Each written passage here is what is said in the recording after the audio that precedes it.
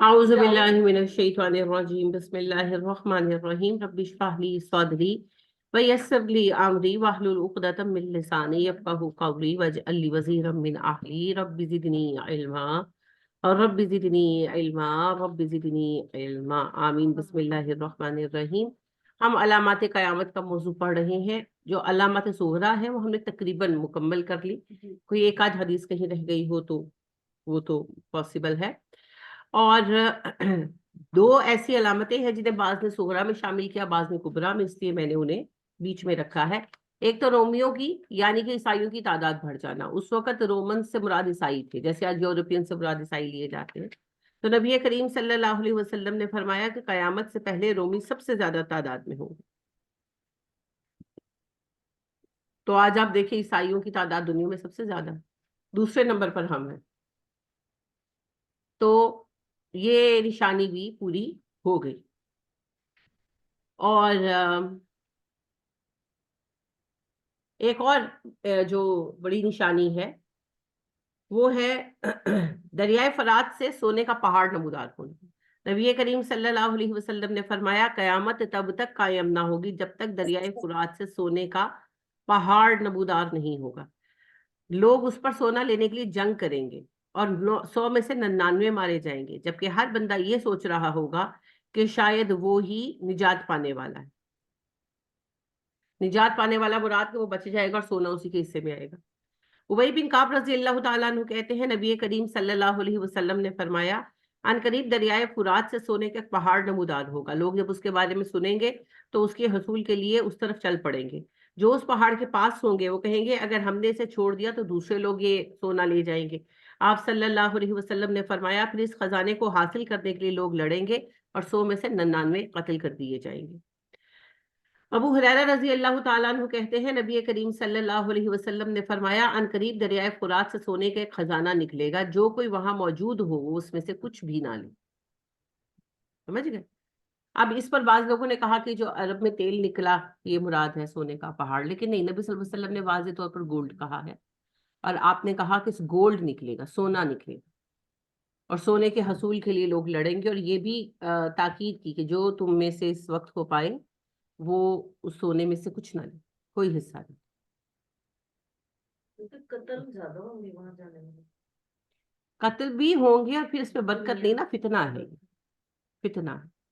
تو اس کے بارے میں کچھ نہیں کہا جا سکتا کہ یہ کب ہوگا، یعنی کہ کچھ علامات جیسے پچھلے ہم پڑھ رہے تھے علامات، وہ علامتیں ہیں جو ظہور مہدی سے پہلے پیش آ جائیں گی، لیکن یہ وہ باتیں ہیں جن کے بارے میں ہم نہیں کہہ سکتے کہ ظہور مہدی کے پہلے ہوں گی یا ظہور مہدی کے بعد۔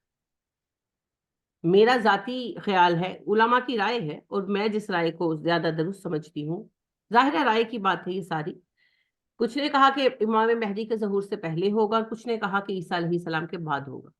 یعنی جو مسلمانوں پر مختلف فتنے آئیں گے نا، ان فتنوں میں سے ایک فتنہ یہ بھی ہوگا، اور میں بھی یہ سمجھتی ہوں کہ شاید ایسا ہوگا کہ جب عیسیٰ علیہ السلام وفات پا جائیں گے اور اسلامی حکومت اسٹیبلش ہوگی تو پھر مختلف فتنے آئیں گے نا، جس کی وجہ سے مسلمان تباہی کا شکار ہوں گے۔ تو مجھے یہ لگتا ہے کہ اس میں سے ایک فتنہ یہ ہوگا، تو مسلمان، ایک بڑی تعداد مسلمانوں کی تو ایک دوسرے کو ہی مار ڈالے گی نا سونے کے حصول کے لیے، کیونکہ آپ نے فرمایا کہ اگر 100 لوگ آئیں گے تو 99 مارے جائیں گے، تو بڑی ایک تعداد اس خونریزی میں وہاں مرے گی، اور یہ ایک فتنہ ہوگا مال کا۔ اور پھر مال بے تحاشا آئے گا تو خرابی آئے گی نا۔ جو مال تو حضرت عیسیٰ علیہ السلام کی اسٹیبلشڈ گورنمنٹ میں حلال طریقوں سے آ رہا ہوگا، وہ تو باعث برکت ہوگا، وہ تو برکت والا مال ہوگا۔ لہٰذا انشاءاللہ ہم ابھی پڑھیں گے بھی کہ اللہ اتنی برکت دیں گے۔ نبی صلی اللہ علیہ وسلم نے فرمایا جب عیسیٰ آئیں گے اور گورنمنٹ قائم کریں گے تو اتنی برکت ہو جائے گی کہ ایک انار سے 10 لوگوں کی جماعت کا پیٹ بھر جائے گا، کافی ہوگا۔ ایک بکری کے دودھ سے لوگوں کی پوری جماعت، ایک پورا گروپ جو ہے وہ اس سے پیٹ بھر، ان کے اسے پیے گا اور ان کا پیٹ بھر جائے گا، اس قدر برکت ہو جائے گی۔ تو جب برکت اتنی ہو جائے گی تو لالچ تو خود ہی ختم ہو جائے گا نا۔ لالچ کیوں ہوتا ہے کسی بھی چیز میں؟ جیسے اب کھانا بناتی ہے، ایک بہو نے کھانا بنایا ہے، وہ کیوں اپنے میاں کے لیے نکال کے پہلے چھپا دیتی ہے؟ اسے پتا ہے ختم ہو جائے گا، ختم ہو جائے گا۔ پرابلم یہیں پر آتی ہے۔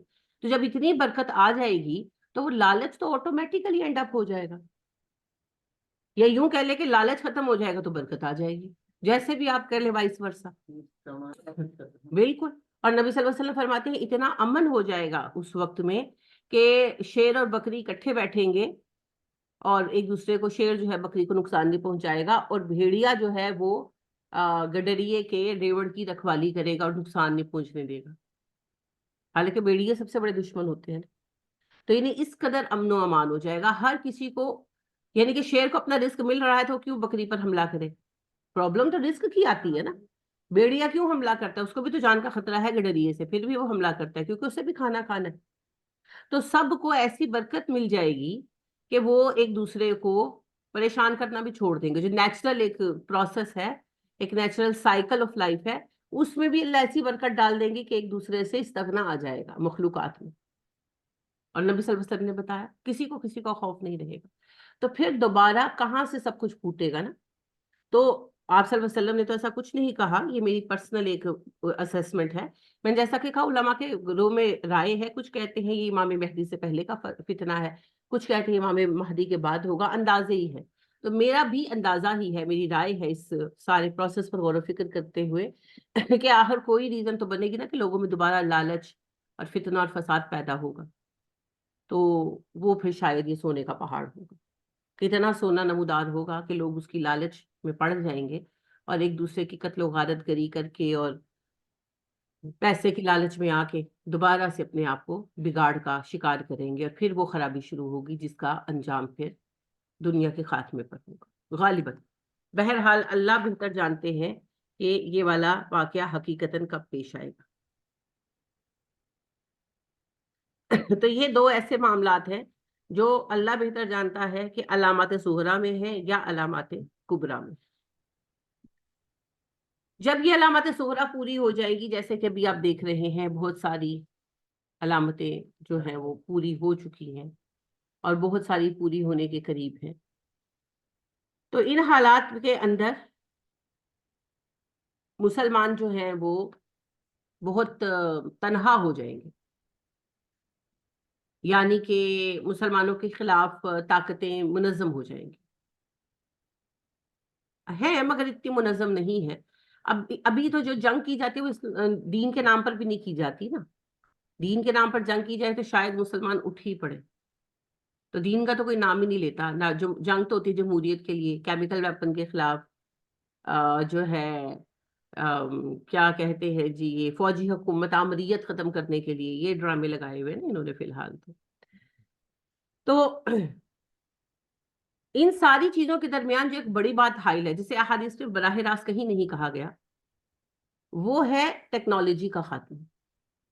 کیونکہ جو احادیث اب ہم انشاءاللہ پڑھیں گے دجال کے بارے میں، عیسیٰ علیہ السلام کے بارے میں، امام مہدی کے بارے میں، ان میں بہت وضاحت سے یہ بتایا گیا ہے کہ جنگیں تیروں تلواروں اور نیزوں سے ہوں گی، پیدل لڑی جائیں گی یا گھوڑوں پر لڑی جائیں گی. تو بظاہر تو یہ لگتا ہے کہ جی، یعنی کہ ایک عام سطحی بندہ تو یہ کہتا ہے جی وہ دو ہوندے ہی نہیں سر، نبی صلی اللہ علیہ وسلم کو پتا نہیں سی. ہاں، نبی صلی اللہ علیہ وسلم کو تو نہیں پتا تھا کہ آگے چل کے گاڑیاں بن جائیں گی یا آگے چل کر کلاشن کوفے بن جائیں گی اور بن گنز بن جائیں گے، لیکن اللہ کو تو پتا تھا نا. اور ان کو بنانے کا علم بھی اللہ نے دیا ہے. یہ صرف ایک بے وقوفانہ سوچ ہے کہ جی ہم بڑے ٹارزن ہیں. نہیں جی، بالکل نہیں ہے. اللہ پاک نے ہی صدیوں سے، جب سے کائنات بنی چیزیں نیچے گر رہی ہیں. کوئی پہلا سیب تھوڑی تھا جو نیوٹن پہ گرا تھا. یہ بس اللہ نے جب کروانا ہوتا ہے. لہٰذا بات یہ ہوتی ہے کوئی بھی دریافت جو ہے وہ کوئی حادثہ نہیں ہوتی، بس وہ ٹائم ہوتا ہے کہ اللہ نے کس کو کون سی دریافت کرنے کا موقع دیا. تو کائنات تو سدا سے ایسی چلی آ رہی ہے بھیا. What's new? بس بات یہ ہے جس وقت اللہ نے جس کو جو علم عطا کرنا تھا تو اللہ کو بخوبی پتا تھا. بہت کچھ جو ہو رہا ہے وہ سب پلان تھا بھائی. کوئی چیز ایسی نہیں ہے جو اللہ کے علم سے باہر ہو. تو یہ نبی کریم صلی اللہ علیہ وسلم کی معاذ اللہ لا علمی نہیں تھی، اور نہ ہی ایسا ہے کہ اس میں کوئی غلطی ہوئی بتانے میں. اصل بات یہ ہے کہ یہ آخری جنگیں تیروں تلواروں سے ہی ہوں گی، کیونکہ جو ہتھیار بنا کر بیٹھے ہوئے ہیں ہم، اس کے بعد پھر کیا جنگیں لڑنی ہیں. ابھی آپ دیکھیں جو کیمیکل ویپنز بنے ہوئے ہیں، کیمیکل ویپن کا کہہ کر عراق پر تو حملہ کیا ان ظالموں نے اور عراق کو برباد کر کے چھوڑ دیا. اصل مسئلہ تو کیمیکل ویپن نہیں، اصل کیمیکل تھا، یعنی کہ تیل. जंग तेल की थी, कवर अप किया इन लोगों ने। लेकिन केमिकल वेपन बनाने वाले असल रूस और अमेरिका है, इसीलिए तो कोई इनसे भिड़ता नहीं है। और आपस में इन्होंने ये पैक्ट किया कि इतने केमिकल वेपन्स हम बना चुके हैं कि अब फर्दर नहीं बनाने। तो कुछ इन्होंने जो है तैयारी वगैरह तलफ करने का, खत्म करने का भी मुआहिदा किया। तो अमरीकी तैयारे हैं, F-19 है शायद, कि F-20 है, तो वो उनको सही तैयारे हैं, लेकिन वो उनको काट कर, यानी काट देते हैं ना मशीनों से, और फिर उनको छोड़ देते हैं ताकि फिर वो नोटिस में आए, यानी कि वो चेक करते हैं ना, एक दूसरे के ऊपर चेक रखते हैं ना, ये रूस पे रखते हैं, रूस इन पे रखते हैं कि इन्होंने कितने तैयारे जो हैं वो जाया किए हैं, ये कर भी रहे हैं कि नहीं कर रहे। तो नौबत यहाँ तक आ चुकी है ना। और ये तो वो जाहरी बातें हैं, अंदर अंदर इन्होंने कहाँ तक तैयारी की हुई है ये तो कोई सच नहीं बताता ना, कोई सच नहीं बताता किसी को। और आपको पता है एटम बम भी कितने बनाए जा चुके हैं, और उनकी तबाही का अंदाजा लगाना इम्पॉसिबल। तो अगर अब जंगें होती हैं तो उसके नतीजे में दुनिया नहीं, अर्थ नहीं, ये तो पूरी यूनिवर्स तबाह कर छोड़े। क्योंकि ये ना दुनिया, ये यूनिवर्स जुड़ी हुई है, एक चीज तबाह होगी ना तो जैसे चेन रिएक्शन है, वो दूसरी को भी लेकर जाएगी, तीसरी को भी, सब कुछ एक दूसरे से जुड़ा हुआ है। एक गिरेगी, ये तवाजन है सारा, ये एक चीज गिरेगी, जैसे आप चीज सेट करके रखते हैं ना, एक बर्तन गिरता है तो ठक ठक ठक ठक ठक ठक सारे गिर जाते हैं। उसी तरीके से ये दुनिया एक तवाजन पर चल रही है। इनमें से एक चीज अगर अपनी जगह छोड़ेगी ना, जिसको आप क्या कहते हैं, ग्रेविटी, फोर्स ऑफ ग्रेविटी। क्या है फोर्स ऑफ ग्रेविटी? कहाँ है ये फोर्स? ये जो सारा कुछ चल रहा है ना, इनके दरमियान जो तनाव है, और हर चीज दूसरी को अपनी तरफ खींच रही है, और कोई चीज बड़ी है और कोई छोटी है, ये उससे जो एक नेचुरल तवाजन बना हुआ है, इसी ने यूनिवर्स को कायम रखा। अगर ये तवाजन ना हो तो दुनिया खत्म हो जाए। अगर सूरज जमीन को ना खींच रहा हो तो जमीन चांद को खींच ले, और चांद जमीन के ऊपर आके गिर जाए। और अगर चांद जमीन को ना खींच रहा हो तो सूरज जमीन को खींच ले। पूरी जो सितारे और सैयारे हैं, हर किसी की पुलिंग फोर्स है, वो एक दूसरे को खींच रहे हैं, और उसको और खींच रहा है, उसको और खींच रहा है। ये एक पूरा मैकेनिज्म है, और ये इतना माशाल्लाह, ये अल्लाह की शान है, ये इतना बैलेंस्ड है कि हैरत होती है। और इस बैलेंस्ड, हर बैलेंस सिस्टम के अंदर यही होता है, बैलेंस्ड इतना ज्यादा है ये कि एक भी बीच में से सितारा या सैयारा ड्रॉप होता है तो एक चेन रिएक्शन शुरू होगा और पूरी यूनिवर्स तबाह हो जाएगी। लिहाजा ना तो एटमी वॉर होने लगी है और ना ही केमिकल वॉर होने लगी। और अब अगर जंग, अब ये जंगे क्यों नहीं छेड़ते, ये जंगे क्यों बढ़ने नहीं देते? क्योंकि इनको पता है कि नतीजा यहीं पर आएगा, और उस नतीजे के नतीजे में, हर नतीजे का भी एक नतीजा होता है ना, उसके नतीजे में दुनिया ही खत्म हो जाएगी, तो रूल कहाँ करेंगे? रूल करने के लिए दुनिया तो चाहिए ना। इसीलिए फिर अब जो है ना, और तरह की जंगें चल रही हैं, सर्द जंग इसको कहते हैं, इकोनॉमी की जंग चल रही है वगैरह। अब इसमें बहरहाल इन हथियारों के साथ जंग नहीं होनी, ठीक। और इसलिए ये आखिरी मामलात के शुरू होने से पहले दुनिया के हालात बदल जाएंगे, दुनिया की तादाद भी कम हो जाएगी, और ये टेक्नोलॉजी भी खत्म हो जाएगी। आज से लाखों साल पहले जो दुनिया पर आखिरी बड़ा चेंज आया था वो क्या था? कार्बन की तादाद बहुत ज्यादा कम हो जाने की वजह से दुनिया जम गई थी, समंदर जम गए थे, और इसको आइस एज कहा जाता है। उसकी वजह से दुनिया की 85% आबादी खत्म हो गई थी। بہت کم لوگ سروائیو کر پائے تھے. پھر دوبارہ سے دنیا آہستہ آہستہ آہستہ آہستہ چلی. اب وائس ورثہ ہونے کا امکان ہے. اب کاربن کی تعداد بڑھ رہی ہے نا, تو اب گلیشیئر پگھل جائیں گے اور وہ جماؤ ختم ہوگا اور دنیا کا ایک نیا رنگ, ایک نیا روپ سامنے آئے گا. دنیا بالکل نئی شکل لے لے گی. ویسے بھی زیر زمین ایکٹیویٹیز آپ کو پتا تیز ہو رہی ہیں. ادھر سوڈان میں, ادھر کینیا میں آپ دیکھیں دراڑ آ گئی ہے, بہت بڑی دراڑ نیچے سے, زمین کے اندر سے. اور وہ دراڑ بہت لمبی ہو گئی, مجھے ایگزیکٹ اس کی وہ بھول گئی ہے پیمائش, لیکن وہ جی ڈیپتھ میں لمبی ہو گئی. ڈیپتھ سے تو وہ آئی ہے نا, وہ تو نیچے زمین سے آئی ہے, وہ ویسے لمبی ہو گئی ہے, لینتھ اس کی بڑھتی جا رہی ہے. وہ دن بہ دن اس نے اس کی مین جو ہائی وے ہے نا, وہاں سے وہ شروع ہوئی اور اس نے ایسے کھول دیا ہے جو ہے ملک کو. اور دوسری طرف سوڈان کی طرف سے بھی اسی طرح آ رہا ہے. تو وہ یہ سائنٹسٹ جو ہیں وہ یہ کہہ رہے ہیں کہ بڑی جلدی اگر یہ سپیڈ اپ رہا تو بر اعظم افریقہ جو ہے یہ 2 حصوں میں بٹ جائے گا, یہ ٹوٹ کر 2 ہو جائے گا. یہ ٹیکٹونک پلیٹس ہے نا, تو کہہ رہے ہیں کہ یہ 2 حصوں میں بٹ جائے گا اور ایک حصہ افریقہ کا آ کر ایشیا کے ساتھ ٹکرائے گا. تو افریقہ اور ایشیا ایک ہو جائیں گے, آدھا افریقہ اور ایشیا, اور آدھا ادھر دور چلا جائے گا. یہ کتنے عرصے میں ہوگا یا کیا ہوگا وہ تو مجھے نہیں پتا, لیکن اصل بات یہ ہے کہ آپ دیکھنا ماحولیاتی چینجز نظر آنے شروع ہو گئے ہیں. They are very much visible. تو یہ مستقبل میں ہونے والی چینج کی علامتیں, جسے ہم سب آنکھیں بند کر کر کے نہیں کچھ نہیں ہوتا, کچھ نہیں ہوتا. اب یہاں اپنے ملک میں کلائمیٹ چینج دیکھ لیں.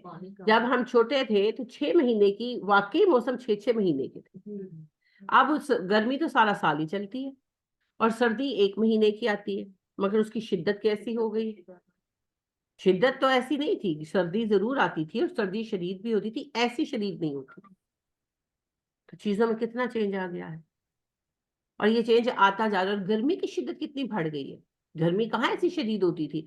جب ہم بچے تھے تو اے سی کا کہیں کوئی کانسیپٹ تھا, صرف پنکھے چلتے تھے.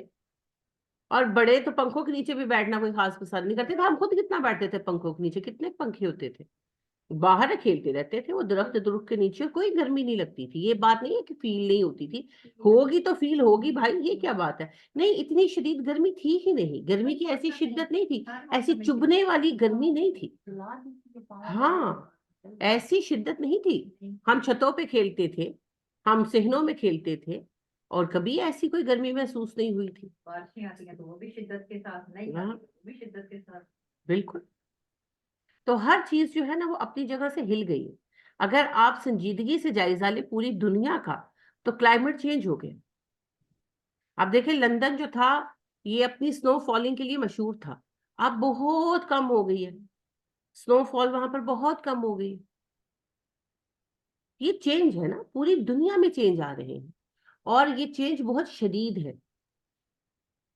اور یہ جو گلوبل وارمنگ ہے یہ تو بڑی شدت سے سائنٹسٹ کہتے آ رہے ہیں. جس وقت میں 9th 10th میں تھی اس وقت اس پر یہ نیا یہ ایشو ریز ہونا شروع ہوا تھا, اور اس پر آرٹیکلز لکھے جا رہے تھے, اور اس پر مضامین لکھے جا رہے تھے, اور لوگ اس کو سیریس نہیں لے رہے تھے. اب تو گلوبل وارمنگ سامنے کھڑی ہے نا, اب تو بھگت رہے ہیں سارا. تو یہ وہ بات ہے جسے حدیث میں براہ راست بیان نہیں کیا گیا, لیکن ظاہری بات ہے کہ ایسا ہونا طے.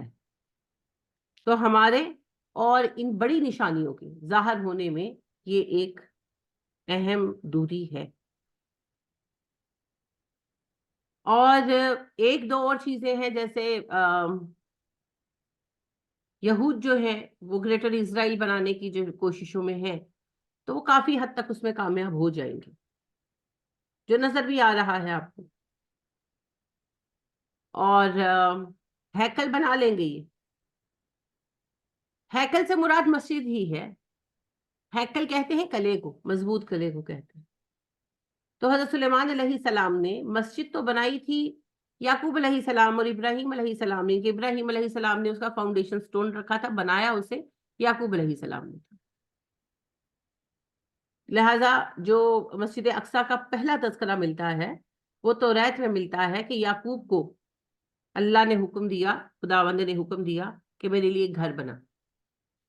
تو پھر وہ اس کے بعد کہانی کرتے ہیں کہ یہ وہی گھر ہے جو بیت اللہ ہے، جس کے جواب میں پھر قرآن کہتا ہے نا کہ نہیں، وہ جو پہلا گھر بنا تھا وہ یہ بیت اللہ ہے، وہ نہیں ہے. وہ بھی بیت اللہ ہی ہے، لیکن جو حج والا ہے جو ابراہیم نے بنایا تھا وہ بیت اللہ مکہ میں ہے، وہ یروشلم میں نہیں بنا. وہ بھی مقدس ہے، بیت المقدس ہے، وہ بھی حرم ہے، ہمارا تیسرا حرم ہے، بلکہ ایکچولی دوسرا حرم ہے، تیسرا پھر مسجد نبوی بنا نا. تو سارے ہی ہمارے نبیوں کی یادگاریں ہیں،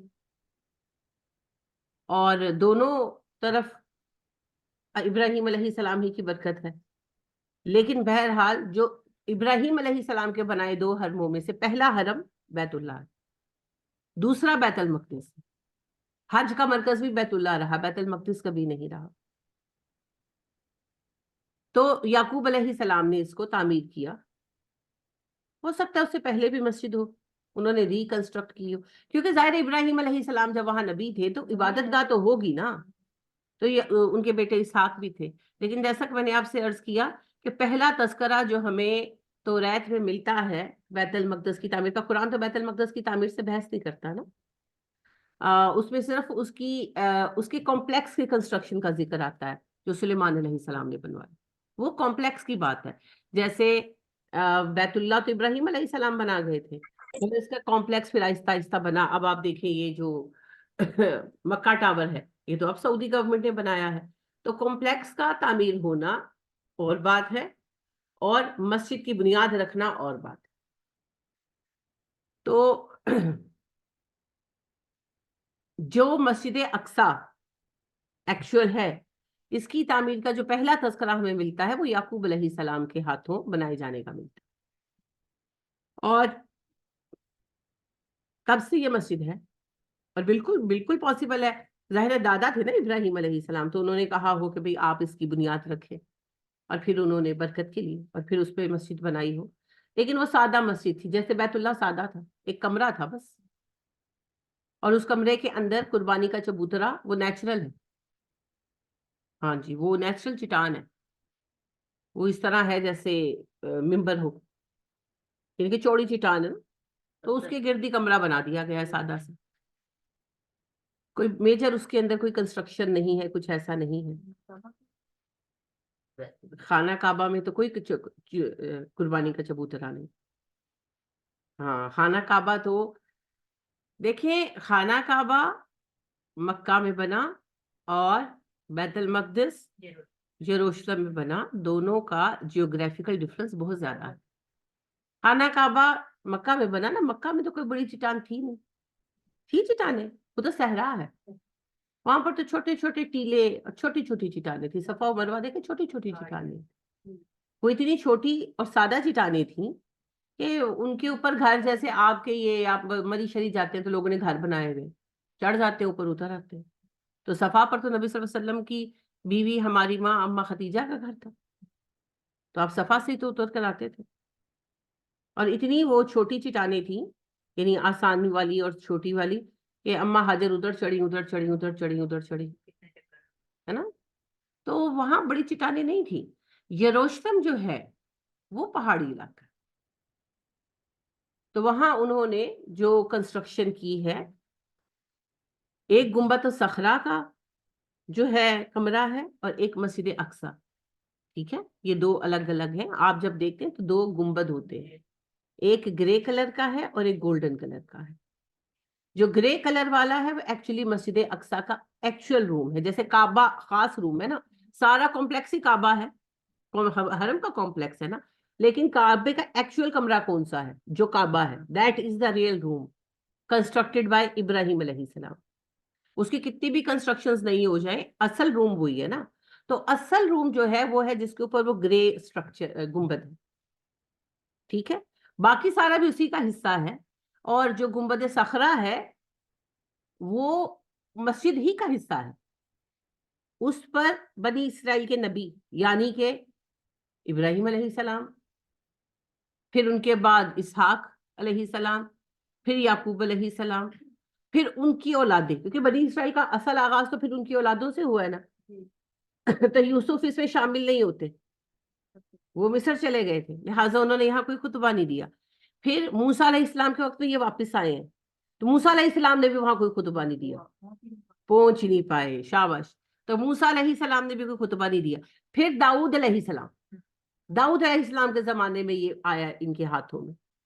تو داؤد علیہ السلام سے آن ورڈ جتنے بھی نبی تھے یہ اسی چٹان پر بیٹھ کر خطبے دیتے تھے. ابراہیم علیہ السلام نے بھی دیے، انہی کی نسبت سے اس کی ویلیو ہوئی نا. تو جب مسجد بنانے کی باری آئی تو پھر اسی جگہ کو چنا گیا. تو ایک پریئر ہال ہے، مین پریئر ہال، وہ گرے گنبد والا ہے، اس کے اندر کوئی چٹان کوئی ممبر کچھ نہیں ہے. اور دوسرا گنبد الصخرہ یعنی وہ گولڈن ڈوم وہ ہے. جی جی، ڈوم آف راک، صخرہ راک کو کہتے ہیں نا. تو وہ جو گولڈن ڈوم ہے، گنبد ہے سنہرا، اس کے نیچے ایک نیچرل چٹان ہے، وہ سیدھی ہے، اس کے اوپر سارے ہمارے نبی جو بنی اسرائیل سے تھے نسل، انہوں نے خطبے دیے ہیں اور قربانی بھی وہیں پیش کرتے تھے. وہ ممبر تھا ایک طرح کا بنا بنایا. ٹھیک ہے. اور جب نبی کریم صلی اللہ علیہ وآلہ وسلم اسرا پر لے جائے گئے ہیں تو اسی چٹان کے ساتھ آپ صلی اللہ علیہ وسلم کا براق باندھا گیا تھا. اسی چٹان کے، وہ ویلنگ وال کے پاس ہے نا، تو ویلنگ وال کے ساتھ باندھا گیا تھا. اور آپ صلی اللہ علیہ وآلہ وسلم نے پھر نماز پڑھائی تمام انبیاء کرام علیہ السلام کو. اس کے بعد وہیں سے آپ معراج پر لے جائے. تو اس کا ایک جو ہے خاص نسبت، ایک خاص محبت ہے. تو ولید بن عبد الملک نے اس پر یہ گولڈن گنبد بنوایا. کمرہ تھا، یہ کورڈ تھا، لیکن اس کی نیو کنسٹرکشن کرواتے. عبد الملک اموی حاکم تھے. تو یہ دو رومز ہیں. اصل مسجد اقصی اگر آپ کہیں گے تو وہ ہوگا وہ گرے والا، لیکن یہ دونوں ہی اس وقت سے زیر استعمال ہیں. سمجھ رہے ہیں؟ یہ دونوں اس وقت سے زیر استعمال. یہ چٹان کے اوپر، چٹان کے گرد کمرہ نہیں بنایا گیا تھا. لوگوں سے عوامی خطاب ہوتا تھا نا. دیکھیے، ایک ہوتا تھا پریئر کا ٹائم، نماز کا ٹائم، نماز کے اوقات میں ادھر آ جاتے تھے. تو ایک ہوتا ہے جیسے جمعہ ہے یا ویسے کوئی اور موقع ہے، ان کا تو جمعہ نہیں سیٹرڈے تھا. یا ویسے کوئی قربانی دینی ہے، کوئی معاملہ زیر بحث ہے، کیونکہ ان لوگوں میں تھا نا کہ قربانی پیش کی جاتی تھی، آسمانیاں کھا گئی، یہ تو ان کا آخر تک چلا ہے. تو اس طرح کے واقعات کے لیے عوام ساری اکٹھی کی جائے تو وہ کمپلیکس کے اندر یہ مقام تھا. جیسے ہمارے ہاں اگر کوئی اہم معاملہ ہوتا تو مقام ابراہیم پر کھڑے ہوتے تھے اور لوگ اکٹھے ہو جاتے تھے. اس وقت حرم کھلا تھا. یہ کنسٹرکشن تو اب ہو رہی ہے نا، سارا کچھ کھلا تھا. مقام ابراہیم پر کھڑے ہوتے تھے اور اناؤنسمنٹ کرتے تھے، سب اکٹھے ہو جاتے تھے اور پھر جو معاملہ ہوتا تھا وہ زیر بحث آ جاتا تھا. وہاں پر بیت المقدس کے کمپلیکس کے اندر، اس وقت تو کمپلیکس بنا ہوا نہیں تھا، اس وقت صرف ایک پریئر ہال بنا تھا جو وہ گرے ڈوم والا تھا. اور یہ چبوترا تھا، اس پر کھڑے ہو کر انبیاء کرام علیہ السلام اور ان کے علماء بھی لوگوں کو اکٹھا کرتے تھے اور جو بات ہوتی تھی اس کو طے کیا جاتا تھا. نبیوں کو اور حاکموں کو چنا بھی وہیں پر جاتا تھا. لہذا ایک پتھر تھا جس کو آپ اٹھا کر لے گئے ہوئے ہیں. ابھی تو وہ جو بڑا کلیسا ہے، بڑا گرجا ہے لندن کا، اس میں ہے وہ، اس کو تراش کر نا کرسی بنا لیا گیا ہے. پتھر تھا، سمپل ایک پتھر تھا، چٹان کا حصہ نہیں تھا، چٹان پر ویسے ہی پڑا ہوا تھا نیچرلی. تو اس پر بٹھا کر حضرت داؤد علیہ السلام کی تاج پوشی، تاج ایکچولی کوئی نہیں تھا، اناؤنسمنٹ وغیرہ ہوئی تھی. تو وہ تالوت جو تھے انہوں نے سلیمان علیہ داؤد علیہ السلام کا اعلان حکومت، اور استباغ اصل میں ان کی رسم ہے استباغ کی. استباغ کہتے ہیں بیپٹائز کرنے کو، کہ جو عبادت گاہ کا چراغ ہوتا تھا نا، اس زمانے میں چراغ ہوتے تھے نا، تو عبادت گاہ کا چراغ جو جل رہا ہوتا تھا اس کا تیل لگاتے تھے. علامت تھی بس کہ یہ چنا گیا ہے، ہی از دا سلیکٹڈ ون. تو اس کو استباغ کہتے ہیں عربی میں، اور انگلش میں اسے کہتے ہیں بیپٹائز کرنا، بیپٹسما. تو یہ آج بھی کرتے ہیں. کوئی بچہ پیدائشی کرسچن نہیں ہوتا اکارڈنگ ٹو دا کرسچینٹی. جب بچہ بڑا ہوتا ہے نا پھر اس کو لے کر جاتے ہیں اپنے متعلقہ چرچ میں. وہاں پر پھر وہ ایک ہوز ہر ایک جگہ انہوں نے بات کا سسٹم رکھا ہوا ہے. وہ پھر نہا کر نکلتا ہے وہاں سے, چاہے وہ گھر سے نہا کر بھی گیا ہو, وہاں جا کر دوبارہ نہاتا ہے. تو پھر وہ وہاں اسپیشلی وہ رکھتے ہیں چراغ اسی مقصد کے لیے. تو وہ اس کا پھر جو ہے نا تیل لگا کر تو بیپٹائز کرتے ہیں, کیونکہ حضرت داؤد علیہ السلام کا اناؤنسمنٹ ایسے کیا گیا تھا, علامت کے لیے تھا بس. حضرت داؤد علیہ السلام کو کہا جو ہے طالوت, انہوں نے کہا اپنا نہا کر صاف ستھرے ہو کر آئے. تو وہ آئے اور انہوں نے اس پتھر پر بٹھایا اور استباق کیا. اس کے بعد پھر داؤد علیہ السلام کنگ بھی تھے, نبی تو تھے, بادشاہ بھی تھے. تو پھر سلیمان علیہ السلام کی تاج پوشی جو ہے وہ بھی اسی پتھر پر ہوئی. اس کے بعد پھر مسلسل ہر نبی اور ہر جو حاکم جو چنا گیا وہ اسی پتھر پر چنا گیا, وہ پتھر علامت بن گیا. پھر جب برٹش گورنمنٹ نے کولونائز کیا اب دنیا کو, یہ اٹھا کر لے گئے ہاں جی لنڈن. پھر اس کو تراش تروش کر چیئر بنا دیا. ہاں جی سیریسلی اسے چیئر بنا دیا.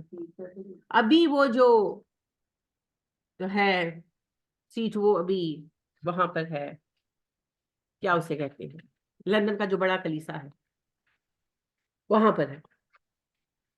اس کا ایک خاص نام بھی ہے. نہیں برٹش میوزیم میں نہیں ہے, ان کے بڑے کلیسا میں ہے. ہاں ان کے کلیسا مینس چرچ, ان کا جو مین چرچ ہے نا, جو ان کا اس وقت سب سے بڑا چرچ ہے اس میں ہے.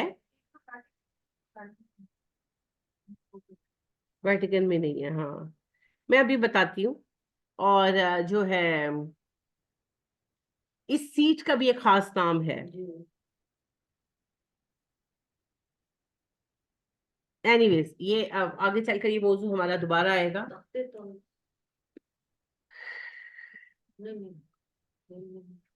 تاؤس نا مور کو کہتے ہیں فارسی میں. تو ایک تخت تھا مغلوں کے پاس جو مور کی شکل کا بنا ہوا, ہیرے جواہرات اس میں جڑے گئے تھے, تو اسے تخت طاؤس کہتے تھے. پتہ نہیں کہاں گیا,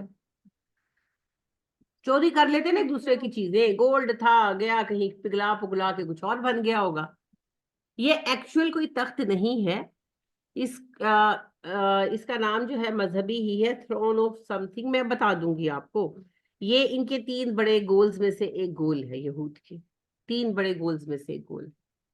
پہلا ان کا گول ہے, ایکچولی چونکہ ابھی یہود پر بات نہیں کر رہے تو میں نے اس کو پریپیئر بھی نہیں کیا تھا, نام وغیرہ ذہن سے نکل بھی جاتے ہیں. جو پہلا ان کا گول ہے ہیکل کو دوبارہ تعمیر کرنا, ہیکل کی تعمیر. دوسرا ان کا بڑا گول ہے وہ تخت پوشی والا تخت واپس لے کر, اور ان فیکٹ وہ تخت نہیں ہے, وہ پتھر ہے. اب اس کو کرسی کی شکل میں تراش دیا گیا, بس اس کو واپس لے کر آنا, کیونکہ ان کا یہ ماننا ہے کہ جب دجال آئے گا تو اس کی تخت پوشی اسی پر ہوگی جس پر داؤد کی ہوئی علیہ السلام.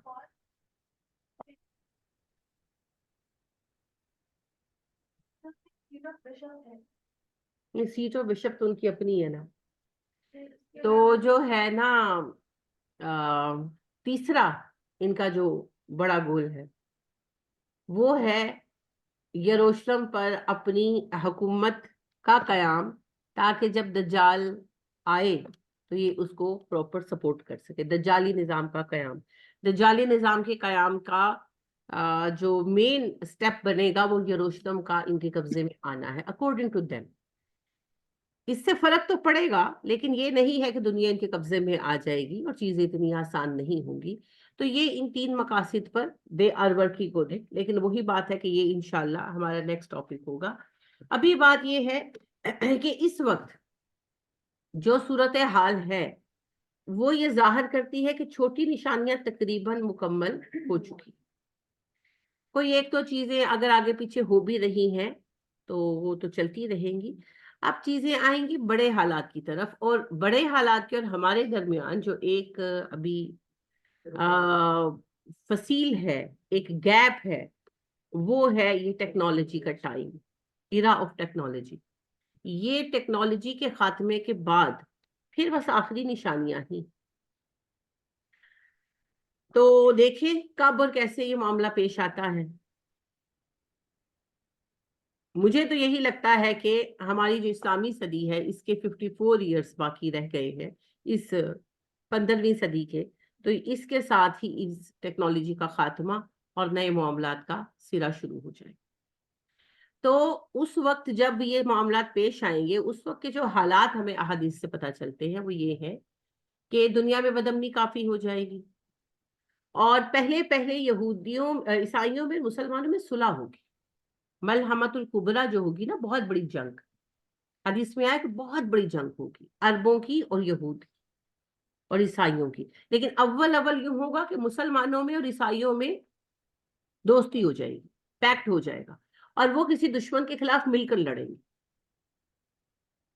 کسی ایک دشمن کے خلاف دونوں مل کر جنگ کریں گے اور فتح یاب بھی ہوں گے. جب فتح یاب ہو جائیں گے اور کامیابی مل رہی ہوگی، یعنی کہ مل چکی ہوگی، تو کوئی ایک عیسائی جو ہے وہ صلیب کا جھنڈا لہرائے گا اور کہے گا صلیب کی کامیابی ہوئی، جس پر ایک مسلمان کو غصہ آئے گا اور وہ اسے مار ڈالے گا اور وہ کہے گا کہ یعنی کہ جنگ ہم نے جیتی ہے. تو وہ جو اتفاق اور اتحاد ہے وہ ٹوٹ جائے گا اور پھر حلال اور صلیب کی جنگ نئے سرے سے شروع ہوگی. اب عیسائی اور مسلمان ایک دوسرے کے مد مقابل آ جائیں گے. اب وہ تھرڈ پارٹی کا معاملہ تو ختم ہو جائے گا نا، کوئی بھی ہو سکتا ہے، لیٹ سپوز چائنا ہو یا کوئی بھی ہو، آئی ڈونٹ نو، یہ تو وقت بتائے گا. کسی ایک طاقت کے خلاف اپنی بقا کے لیے مسلمان اور عیسائی اکٹھے ہو کر لڑیں گے، اس جنگ کو جیت بھی لیں گے. لیکن جیتنے کے بعد عیسائی یہ کلیم کریں گے، ایک بندے کے مرنے سے تو فوجوں میں جنگ نہیں نا شروع ہوتی. ظاہری بات ہے بحث یہ چل پڑے گی کہ صلیب جیتی، مذہبی جنگ ہوگی، یعنی کہ اس پر مذہب پر بات آ جائے گی نا کہ صلیب کی کامیابی ہے یا ہلال کی کامیابی ہے.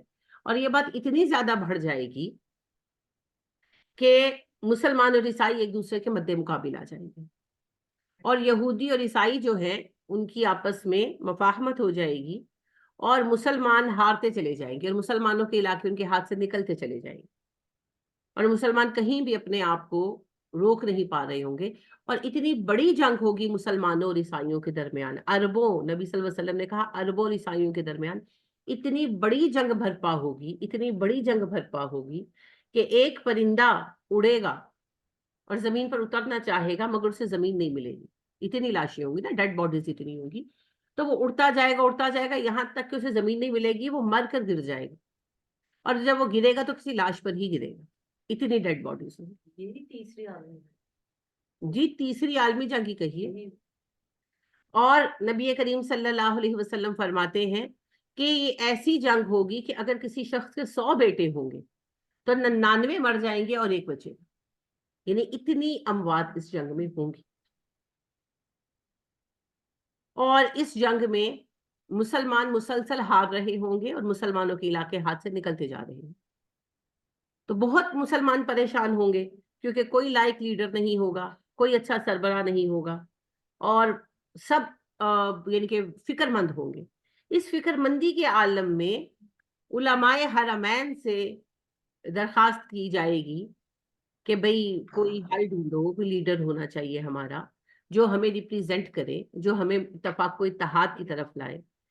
تو وہ ایک بندے کو چنیں گے، آپس میں مشورہ کر کے ایک صاحب کو چنیں گے، اور ان کا نام محمد بن عبداللہ ہوگا.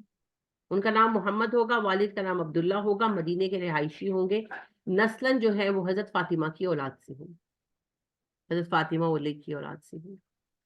اور ظاہری بات ہے ہاشمی ہوں گے، علی ہاشمی تھے نا، تو ہاشمی ہوں گے، قریشی ہوں گے، اور بہت اچھے انسان ہوں گے. ڈیفینیٹلی کوئی نہ کوئی ڈیزیگنیشن ان کا بھی ہوگا، کوئی نہ کوئی تو ان کا مقام ہوگا نا، کسی وجہ سے تو لوگ ان کو جانتے ہوں گے، تو ان کی صلاحیتوں کو دیکھ کر ان کو چنا جائے. اور وہ مدینہ میں ہوں گے، مدینہ کے لوگ ان سے کہیں گے، لوگوں سے مراد علماء، کہیں گے کہ آپ مسلمانوں کے لیڈر بن جائیے. اس وقت خلافت کو ہم رینیو کرتے ہیں. خلافت کب دوبارہ شروع ہوگی جی؟ تو وہ ان سے کہیں گے کہ ہم آپ کے ہاتھ پر بیعت کرتے ہیں. تو وہ کہیں گے کہ نہیں، میں اس ذمہ داری کو نہیں لے سکتا، it's not possible for me. تو لوگ اصرار کریں گے تو وہ راتوں رات مدینے سے مکہ چلے جائیں گے، بھاگ جائیں گے نا. وہ نہیں چاہ رہے ہوں گے اتنا بڑا ذمہ لینا. تو مکہ آ جائیں گے, اور مکہ میں کسی کو نہیں پتا ہوگا وہ آئے, وہ طواف کر رہے ہوں گے کعبہ کا. جب لوگ ان کو پہچان لیں گے, ان کے میں نے آپ سے کہا نا کوئی ڈیزیگنیشن تو ان کا بھی ہوگا نا, لوگ جانتے ہوں گے ان کو, تو علماء پہچان لیں گے کہ یہ تو محمد بن عبداللہ ہے. تو پھر ان کو مکہ کے علماء کہیں گے دوبارہ کہ آپ سے تو ہم نے آپ لیے تو یہ پیغام بھیجا تھا. تو وہ کہیں گے نہیں نہیں, میں تو وہاں سے آیا ہوں, مدینے سے, یہاں کے آپ لوگ پھر میرے پیچھے پڑ گئے. تو وہ انہیں کنونس کریں گے علماء, یہاں تک کہ وہ کنونس ہو جائیں گے, اور پھر وہ مقام ابراہیم پر بیٹھیں گے اور خلافت کے لیے بیعت لیں گے. تو یہ ٹھیک ہے, علامات کبریٰ شروع ہوگی. جی جی, علامات کبریٰ میں تو پہلی علامت ہی یہی ہے. اب ان کے ہاتھ پر بیعت ہوگی, ٹھیک ہے, اور یہ ساری چیزوں کے بعد ہوگا. آپ کو پتہ ہے یہ جو 70s میں جو بندہ آیا تھا جس نے کہا تھا میں امام مہدی ہوں, اور کعبے کے دروازے بند کر کے مقام ابراہیم پر بیٹھ کر زبردستی بیعت لینی شروع کر دی تھی. دلچسپ واقعہ بتاؤں گی تفصیل بھی آپ کو. تو اس کا نام بھی اتفاق ہے کہ اس کا نام واقعی اس کا نام محمد تھا, اس کے باپ کا نام عبداللہ تھا, اور وہ عرب بھی تھا اور مدینے کا بھی تھا. تو یہ چار علامتیں دیکھ کر, ویسے وہ ہاشمی نہیں تھا, ہاشمی نہیں تھا, لیکن ان علامتوں کو دیکھ کر تو اس کو پتہ نہیں کسی بیوقوف نے پٹی پڑھائی, ظاہر ہے کسی نے تو یوز کیا ہوگا. تو وہ جو ہے وہ اس بھرے میں آ گیا کہ میں تو امام مہدی ہوں, میرا نام محمد ہے, باپ کا نام عبداللہ ہے, مدینے کا بھی. تو وہ بیٹھ گیا جی جو ہے مقام ابراہیم پر بیعت لینے. بہرحال بڑی وہ اس نے حاجیوں کو, یہ ابھی تو ہم ہنس رہے ہیں, اس وقت یہ بہت بڑا مسئلہ تھا, اس نے حاجیوں کو نا جو ہے ہاسٹیج بنا لیا, حرم کا کمپلیکس کے دروازے بند کر لیے, اور جتنے حاجی اندر تھے ان کو نا ہاسٹیج بنا لیا. ساتھ اس کے ظاہری بات ہے کہ اسلحہ بردار لوگ تھے, تو بہت بڑا مسئلہ تھا. ابھی تو ہم ہنس رہے ہیں بیٹھ کر, اس وقت یہ بہت بڑا مسئلہ تھا. ظاہر ہے حرم پر اٹیک بھی نہیں کر سکتے تھے, حاجیوں کو مرنے بھی نہیں دے سکتے تھے, کیا کرتے. تو بہت پریشانی کا ٹائم تھا, بہت پریشانی کا ٹائم تھا. تو اس وقت پھر فرانس سے بھی کافی ہیلپ کیا تھا, یہاں سے بھی فوج جو ہے وہاں پر آلریڈی تھی, کچھ اور بھی جنرل وغیرہ گئے تھے. اینی ویز وہ بڑی مشکل سے ٹیکل کیا گیا تھا, اور پھر اس میں تھوڑا خون بھی بہا تھا. ظاہری بات ہے جب اندر اتنے ہتھیار لے کر اتنے لوگوں کو ہاسٹیج بنایا ہوگا, تو پھر وہ پیار پریم محبت سے تو ماننے والے نہیں ہیں نا. تو پھر بہرحال بہت بڑی سازش تھی, بہت بڑی سازش تھی. اینی ویز اللہ خیر فرمائے. تو یہ سارے واقعات کے بعد آنا ہے امام مہدی نے, اور اس وقت کوئی ان کو امام مہدی نہیں سوچ رہا ہوگا, کسی کے گمان میں بھی نہیں ہوگا کہ یہ اینڈ آف ٹائم کا ٹریول شروع ہو گیا ہے. آج ہم بیٹھ کر ڈسکس کر رہے ہیں, اس وقت کوئی نہیں سوچ رہا ہوگا, اور نہ ہی کوئی یہ سوچ رہا ہوگا کہ یہ امام مہدی ہے, کسی کے گمان میں نہیں ہوگا. انہیں صرف ان کی خوبیوں کے بنا پر چنا جائے گا. اور جس وقت یہ بیعت کریں گے تو عالم اسلام میں ظاہر اطلاع دی جائے گی کہ جی اس طرح ہم نے بیعت کی ہے, ہم نے خلیفہ چنا. تو اس پر ڈفرینٹ ری ایکشن سامنے آئیں گے. تو یمن کے لوگ جو ہیں, یمن کے کچھ لوگ جو ہیں وہ اس بات کو تسلیم نہیں کریں گے, اور یمن کا ایک لشکر جو ہے وہ اس خلافت کی بیعت کے خلاف پروسیڈ کرے گا, حملہ کرے گا. ٹھیک ہے, اور وہ حملہ کرنے کے لیے آئیں گے. اور مین وائل محمد بن عبداللہ جو ہے وہ مدینہ واپس آ چکے ہوں گے, وہ مدینے کو ہی اپنا مرکز بنائیں گے. تو وہ واپس آ چکے ہوں گے مدینہ. تو ظاہری بات ہے یہ اس میں کچھ ٹائم لگے گا, مہینہ لگتا ہے, 1.5 مہینہ لگتا ہے, کیونکہ وہ لشکر پیدل آئے گا, یمن سے پیدل آئے گا. تو اطلاع پہنچنا, پھر لشکر کا آنا, تو آئے گا اور مدینے سے کچھ فاصلے پر وہ پڑاؤ ڈالے گا, اور وہاں زلزلہ آ جائے گا, اور وہ پورا لشکر زمین میں دھسا دیا جائے گا. صرف ایک آدمی بچے گا اس لشکر میں سے, اور وہ مدینے آئے گا اور آ کر اس ساری بات کی اطلاع دے گا, اور ان کے امام مہدی کے ہاتھ پر بیعت کرے گا. اس واقعے کے عام ہونے سے لوگ جو ہے, یعنی کہ اس واقعے کی اطلاع آنے پر لوگ کہیں گے کہ اچھا یہ تو امام مہدی ہے, یہ تو نبی صلی اللہ علیہ وسلم نے علامت بتائی تھی. اس کے بعد یہ بات عالم اسلام میں معروف ہو جائے گی کہ محمد بن عبداللہ ہی امام مہدی ہے, اور لوگ ہر طرف سے آ کر بیعت کریں گے. تو یہ علامت ہوگی امام مہدی کی, امام مہدی ہونے کی پہچان کی.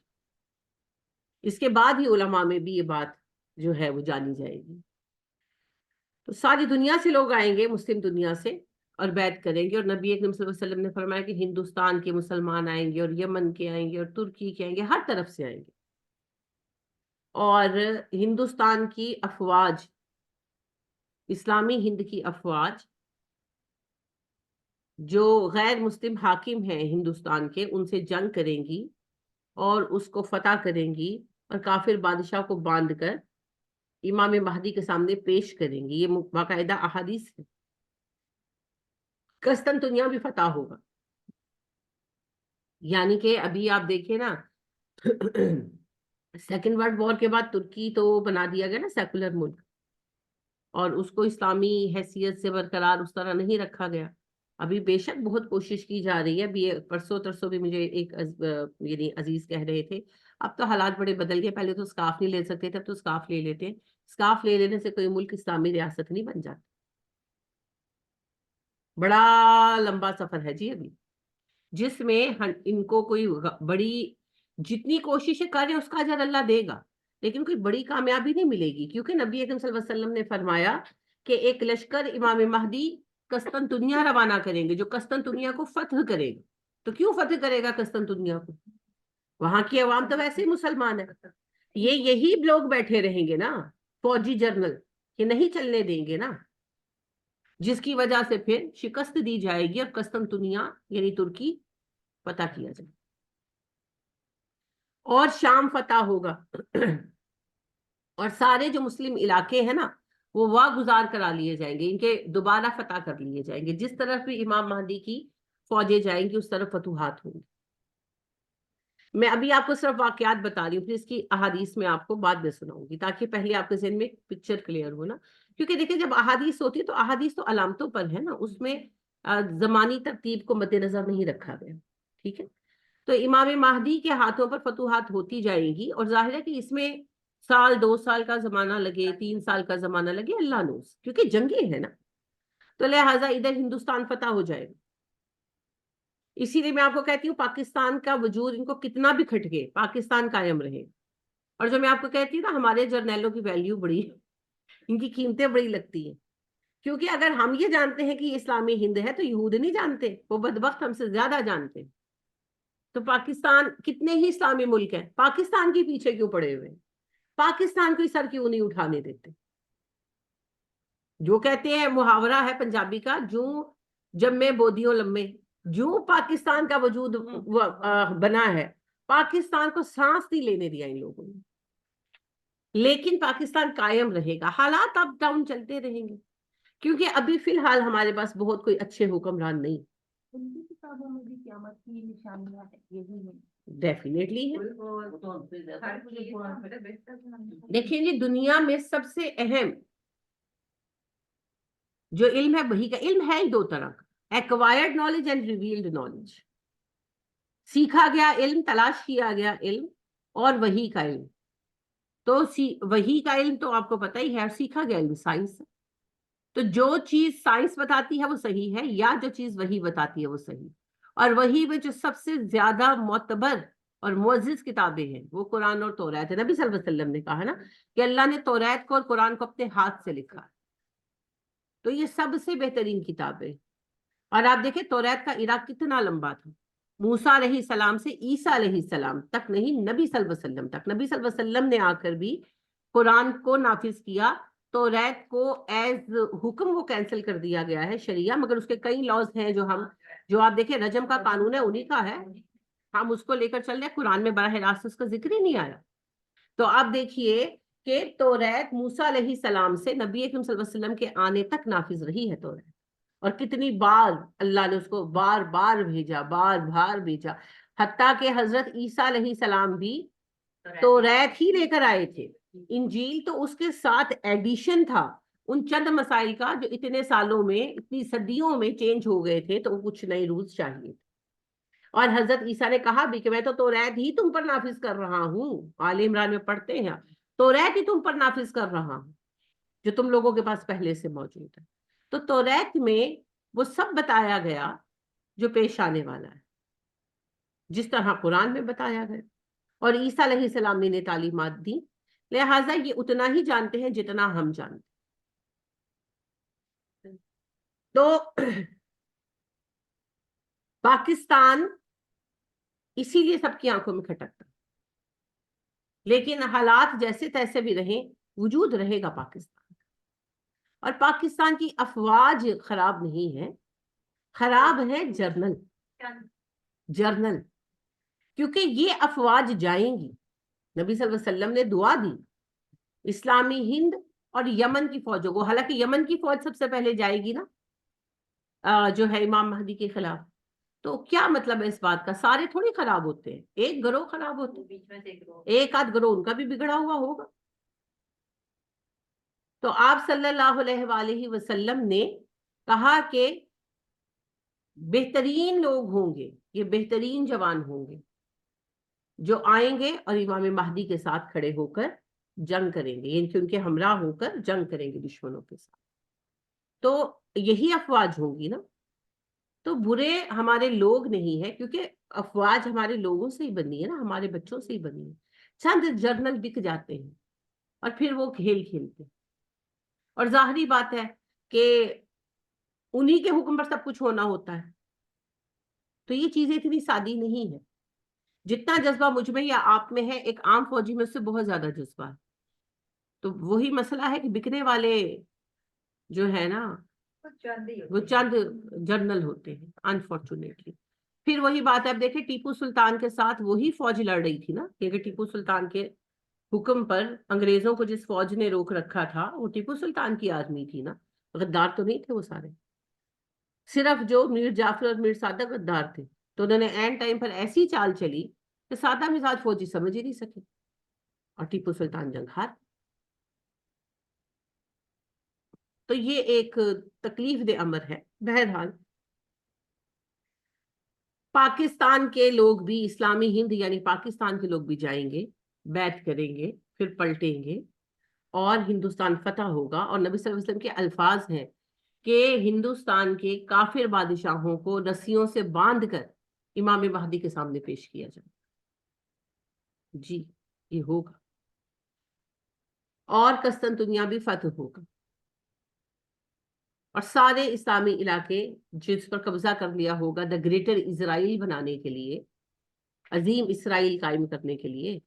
یعنی یہ وہ پرانا نقشہ لے کے پھر رہے ہیں نا، جائیے گا نیٹ پر دیکھیے گا، جو جب حضرت داؤد علیہ السلام اور سلیمان علیہ السلام کا دور تھا، جو فلسطین اس ٹائم تھا نا، وہ حضرت داؤد نے ایکچولی قائم نہیں کیا تھا، وہ ان سے پہلے وہاں فنیکین تھے، وہ بہت بڑی طاقت تھے، سپر پاور تھے، انہوں نے ایک بڑی ریاست قائم کر رکھی تھی. اس ریاست کو داؤد اور سلیمان علیہ السلام نے ان سے فتح کیا تھا. ٹھیک ہے. تو وہ جو حضرت سلیمان علیہ السلام کے ٹائم میں فلسطین تھا نا، یہ اس وقت نام فلسطین نہیں تھا، اس وقت یہ میسوپوٹیمیا ایریا کہلاتا تھا.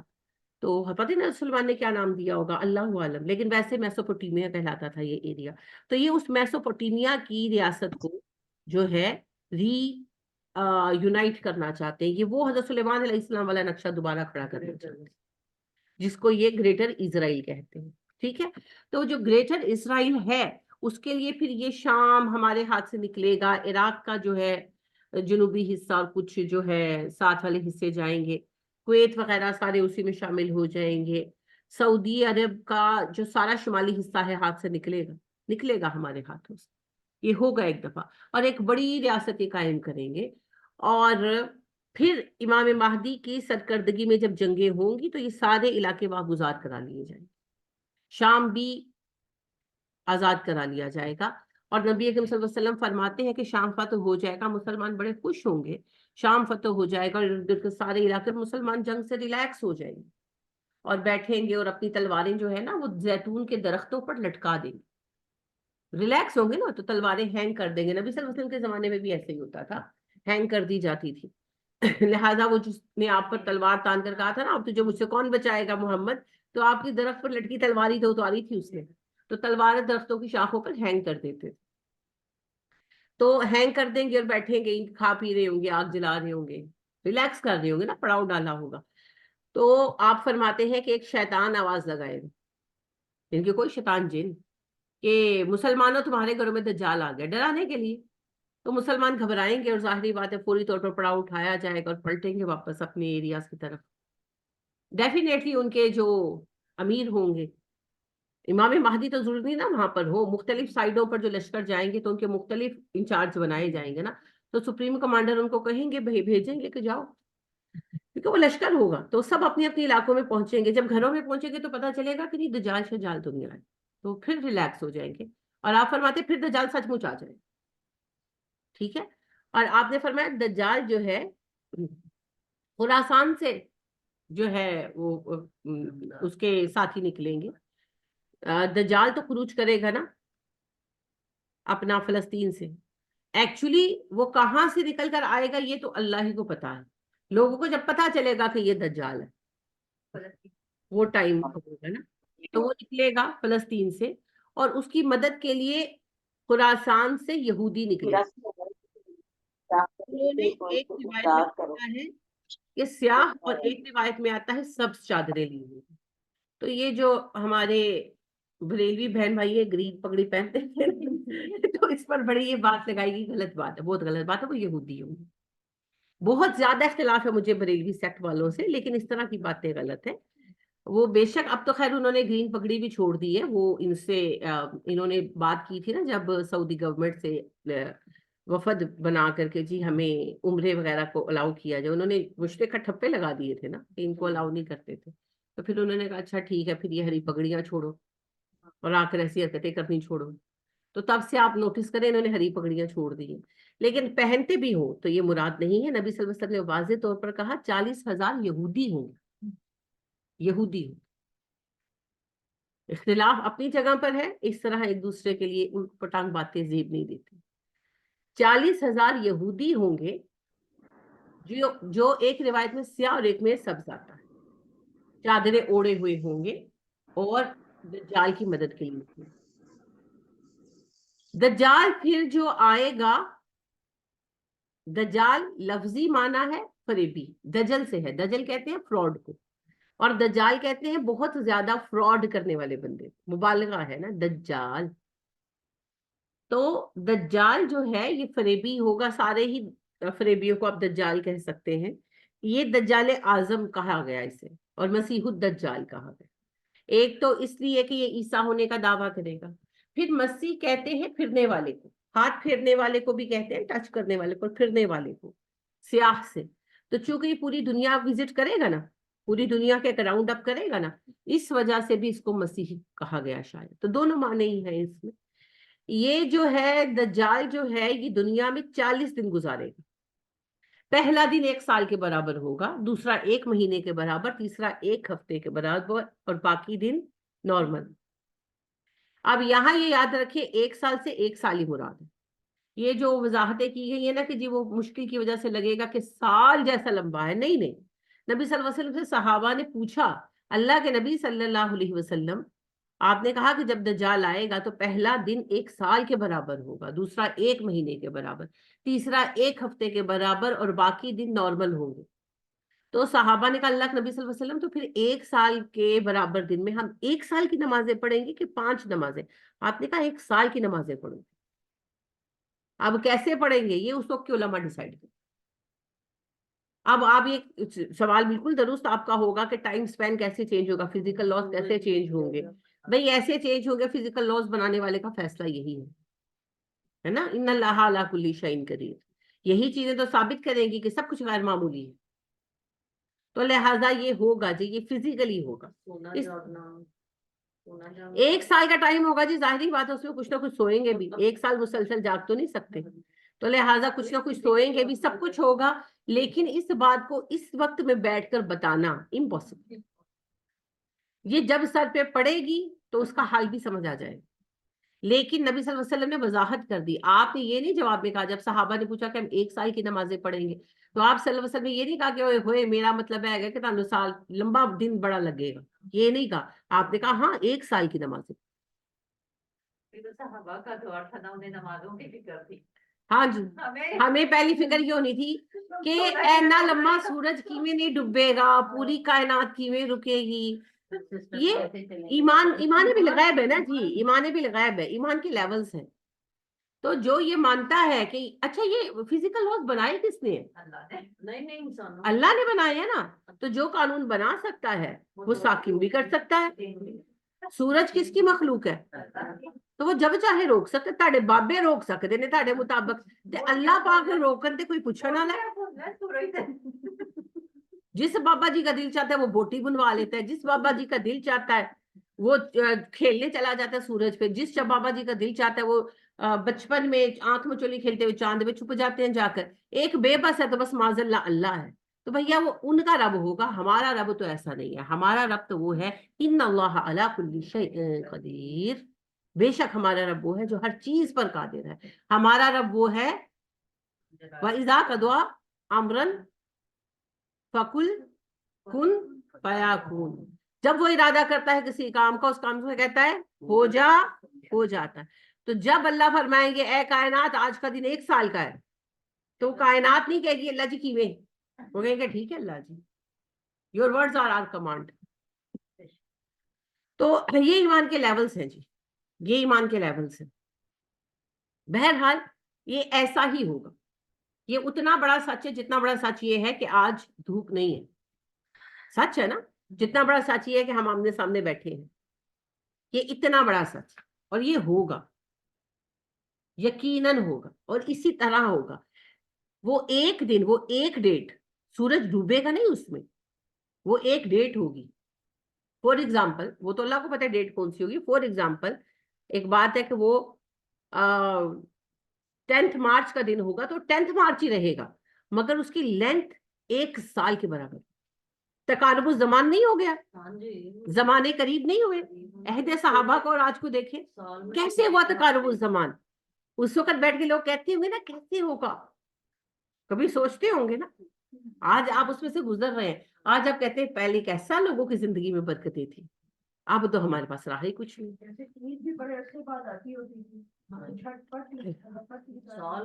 سب فزکس کا کھیل ہے, اور فزکس کا کھیل رچایا ہے اس نے, ہے نا, اس کریم نے. آپ کو پتا ہے آپ جب بلندی پر جاتے ہیں تو ٹائم تیزی سے گزرتا ہے, پتا ہے آپ کو یہ بات. آپ کو یہ پتا ہے کہ ہندوؤں کے دیوتا کس پربت پر براجمان ہے؟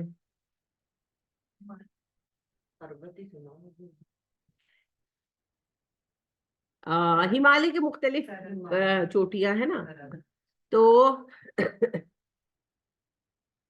یہ جو ہے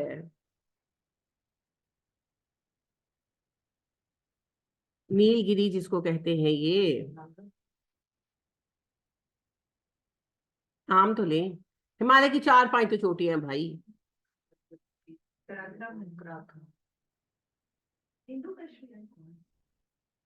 ہندو کش تو پورا سلسلہ ہے نا, اس کی ایک چوٹی ہے. اب میرے ذہن میں نیل گری نام اٹک گیا ہے, جس پر یہ کہتے ہیں کہ وہ بیٹھے ہوئے ہیں شیو. ٹھیک ہے, تو یہ کہتے ہیں کہ اس پر جب چڑھتے ہیں نا تو وقت جو ہے نا وہ ٹائم سپین بڑھ جاتا ہے, جلدی گزرتا ہے جی, بڑھ جاتا ہے, اسپیڈ آف ٹائم بڑھ جاتی ہے. جی جی تیزی سے گزرنا شروع ہو جاتا ہے. تو ایکچولی کسی ایک پہاڑ کی بات نہیں ہے, ہر پہاڑ کی بات. آپ کو پتا ہے کہ جو پیرامڈ ہے وہاں پر ٹائم سپیڈ سلو ہو جاتی ہے. جی جی, پیرامڈ کی جو کنسٹرکشن ہے, جو ڈیزائن ہے, اور اس کا جو ویٹ ہے وہ ایسا ہے جو کشش ثقل کو بڑھا دیتا ہے. فورس آف گریوٹی وہاں پر بہت زیادہ ہے, تو جتنی فورس آف گریوٹی زیادہ ہوگی ٹائم سلو ہوگا. اس لیے چیزیں خراب نہیں ہوتی, پیرامڈ میں چیزیں خراب نہیں ہوتی عرصے تک. اور جتنی فورس آف گریوٹی کم ہوتی جاتی ہے اتنا ٹائم جلدی گزرتا ہے, ایجنگ ریپڈ ہو جاتی ہے. آپ کو پتا ہے یونیورس پھیل رہی ہے, یونیورس پھیلتی جا رہی ہے, ہر دن کے ساتھ, ہر لمحے کے ساتھ یونیورس پھیل رہی ہے. کہکشائیں ایک دوسرے سے دور ہوتی چلی جا رہی. تو اس سے پھر کیا ہو رہا, جو گریویٹیشنل فورس ایک تو زمین کی ہے نا, ایک وہ جو انٹر پلانٹ ہے, مختلف ستارے سیارے, جیسے چاند زمین کو کھینچتا ہے, سورج دونوں کو کھینچتا ہے, سو آن سو فورتھ. وہ جو گریویٹیشنل فورس ہے وہ کم ہوتی جا رہی ہے, اور وقت اسپیڈ اپ ہوتا جا رہا. This is all about the physics, and who made all these physics rules? اللہ سبحانہ و تعالی. تو کائنات پھیلتی جا رہی ہے، پھیلتی جا رہی ہے، اور یہ اور پھیلتی جائے گی، کیونکہ ہر لمحے کے ساتھ یہ ایکسپینڈ ہو رہی ہے۔ تو جیسے جیسے یہ ایکسپینڈ ہو رہی ہے، اس کی باہمی کشش کم ہوتی جا رہی ہے۔ یہ باقاعدہ رول آف ٹائم ہے، اس کو یہ جو ہے نیوٹن کا لا آف فزکس ہے، فزیکل لا ہے کہ جتنی گریویٹیشنل فورس، گریویٹیشنل پل زیادہ ہوتی ہے، اتنا ٹائم کم ہوتا جاتا ہے، اسپیڈ اس کی کم ہوتی جاتی ہے، اور جتنی کم ہوتی جاتی ہے گریویٹیشنل فورس، اتنا اسپیڈ بڑھتی جاتی ہے۔ لیکن زمین پر یہ بہت زیادہ فرق فیل نہیں ہو سکتا نا۔ ہاں یہ ضرور ہے کہ جو جاتے ہیں کوہ پیما وغیرہ، ان کی ہڈیوں پر جو اثر آتا ہے وہ عام بندوں کی نسبت تیزی سے آتا ہے، یعنی کہ ان کی ہڈیوں کی ایجنگ تیز ہوتی ہے، کاربن ڈیٹنگ سے پہاڑی خواتین جلدی بوڑھی ہوتی ہیں، فرق پڑتا ہے ان چیزوں سے۔ لیکن بات یہ ہے کہ دنیا ہے نا، تو بہت زیادہ فرق تو نہیں پھر آتا۔ تو وہ فرق آپ نسلوں میں دیکھ سکتے ہیں۔ ہم دیکھ لیں جو پہاڑی ریسز ہیں وہ بڑی تیزی سے بوڑھے ہوتے ہیں زمینیوں کی نسبت، یہ ایک عام آپ چیز دیکھتے ہیں۔ لیکن وہی بات ہے کہ یہ اتنا فرق نہیں ہو سکتا کہ سالوں کے حساب سے پڑ جائے، یہ فرق مائنر ہے، لیکن بہرحال یہ ایک سائنٹیفک ریالٹی ہے۔ ہاں بالکل، اللہ نوز، اللہ نوز۔ تو اب آپ دیکھیں کہ یہ یونیورس کا جو ایکسپینڈ ہونا ہے، اس کی وجہ سے تقارب الزمان کتنا بڑھ گیا، ٹائم کتنی تیزی سے گزر رہا ہے، حالانکہ گنتی تو وہی 24 گھنٹوں کی ہے۔ تو جب عہد نبوی تھا، تو جب آپ صلی اللہ علیہ وسلم کہتے ہوں گے تقارب الزمان ہوگا، تو صحابہ سوچتے ہوں گے نا کیسے ہوگا۔ آج ہم اس سے we are going through this, ہم آگے کا سوچیں گے، بہت تب پتہ نہیں کیسے ہاں، ہوگا۔ تو آج ہم کہتے ہیں وہ 1 سال کیسے بنے گا، بس اس کا حکم، وہ کن کہے گا اور فیکون ہو جائے گا۔ تو اٹس اے ریالٹی۔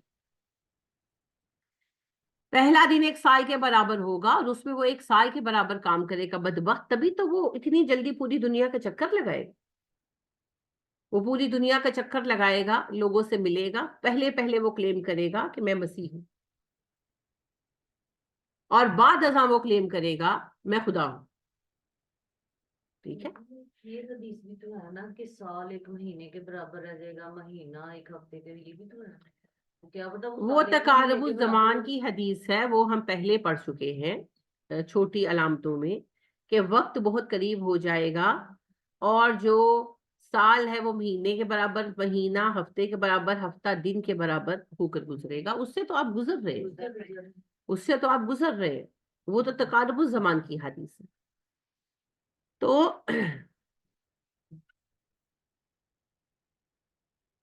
جی، دجال جو ہے وہ پہلے عیسیٰ ہونے کا دعویٰ کرے گا، کہے گا میں مسیح ہوں، اور اس کے بعد وہ خدائی کا دعویٰ کرے گا، اور لوگ اس پر ایمان لائیں گے۔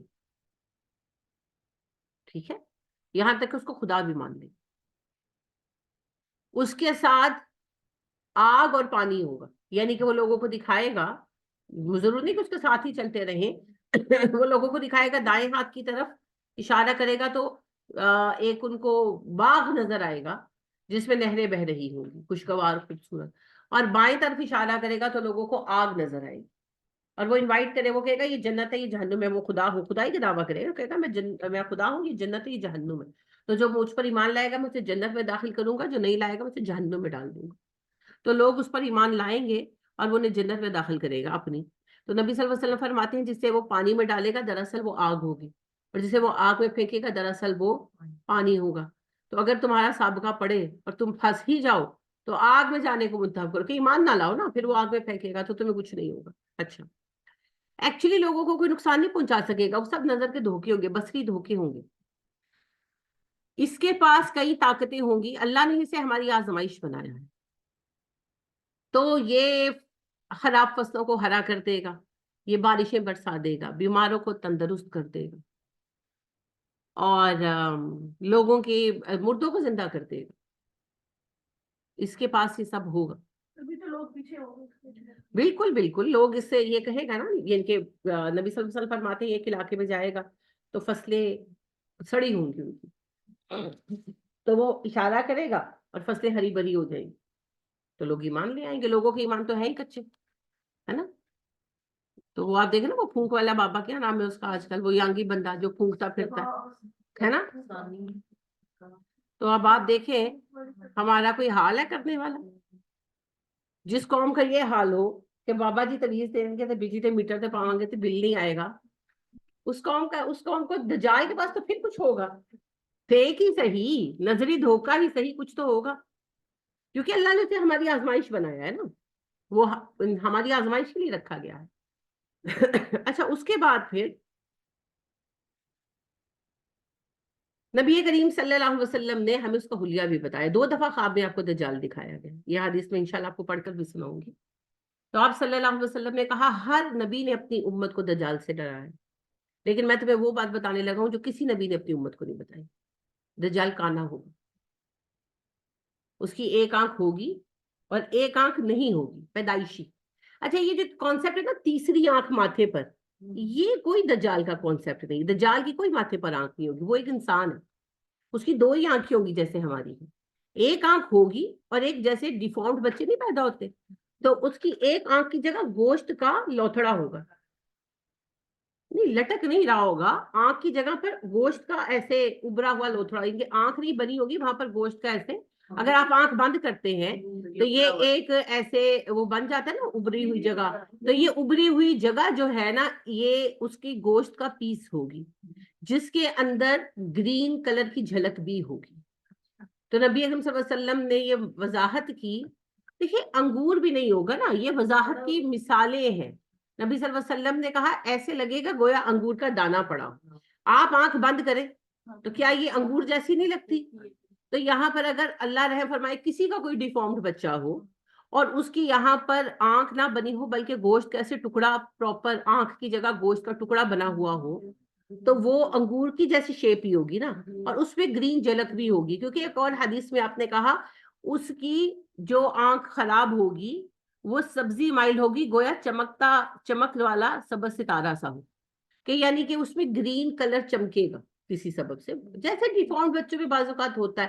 ہمارے محلے میں جہاں میرا بچپن گزرا ہے ایک بچہ تھا پٹھان، اس کا کان نہیں بنا ہوا تھا، ایک کان پیدائشی نہیں بنا ہوا تھا، اور وہ نا چائے والے کی دکان تھی، یعنی کہ وہ پٹھان ہی کی دکان تھی تو اس کے پاس کام کرتا تھا. آئی ڈونٹ نو اس کا رشتہ دار تھا ہی کیا تھا.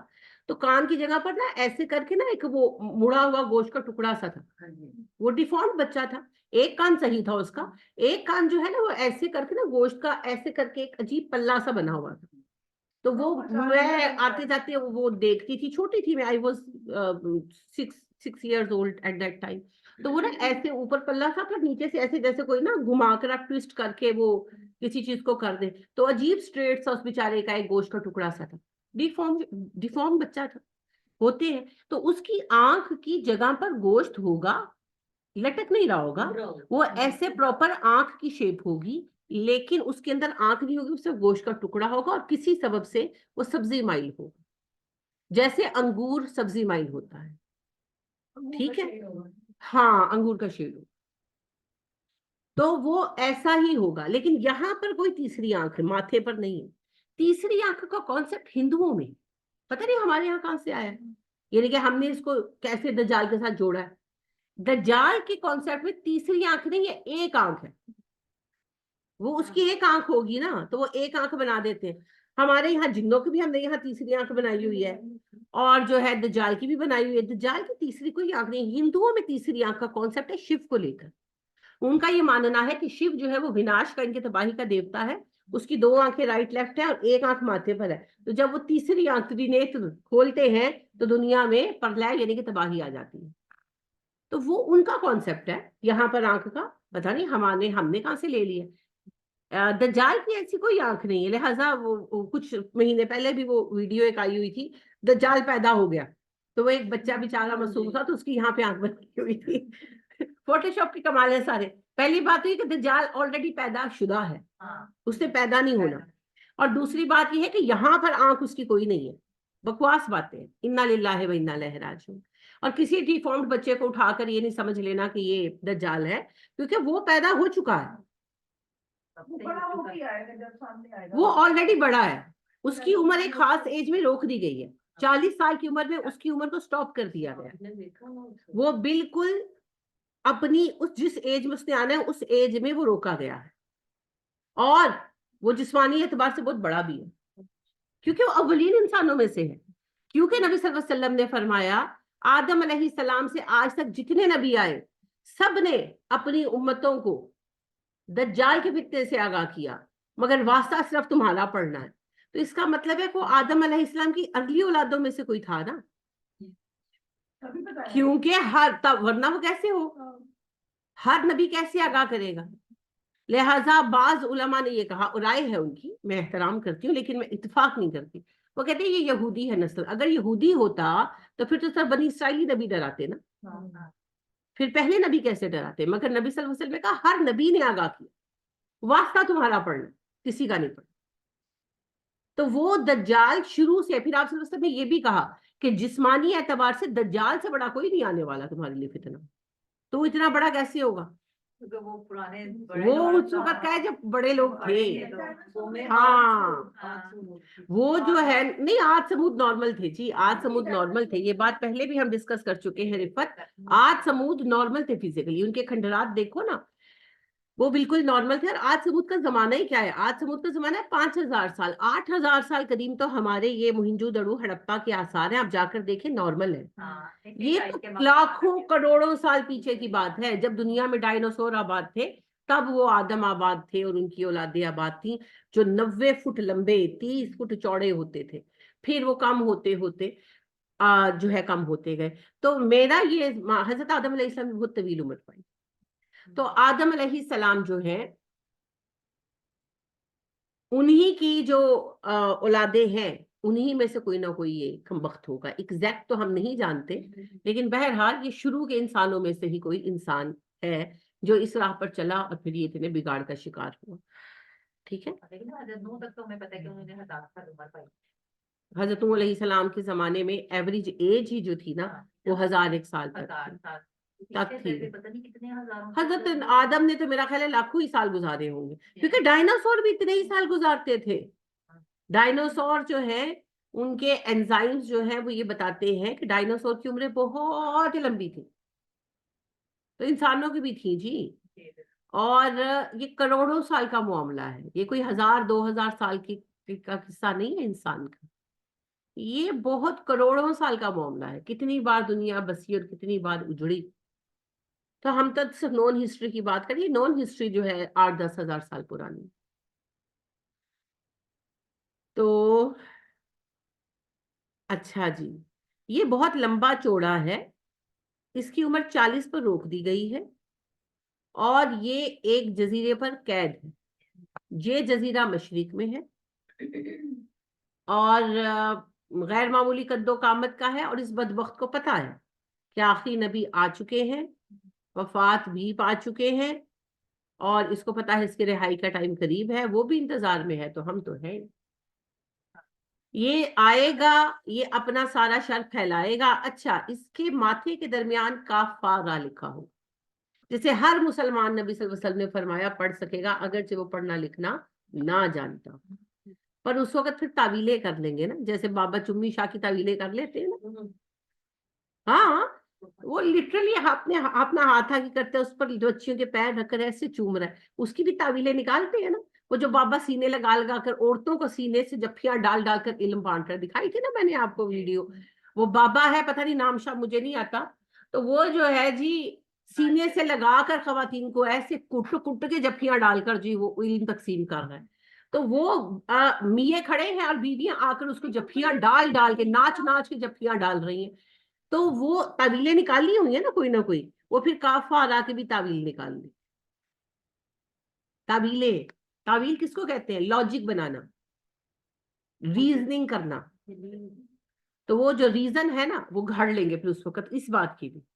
اور نبی کریم صلی اللہ علیہ وسلم نے فرمایا دجال کے فتنے کا سب سے بڑا شکار عورتیں ہوں گی. یہاں تک کہ ایک مومن آدمی گھر سے نکلے گا تو گھر کی عورتوں کو رسیوں سے باندھ کر نکلے گا کہ میرے پیچھے سے دجال کے پاس نہ چلی جائے.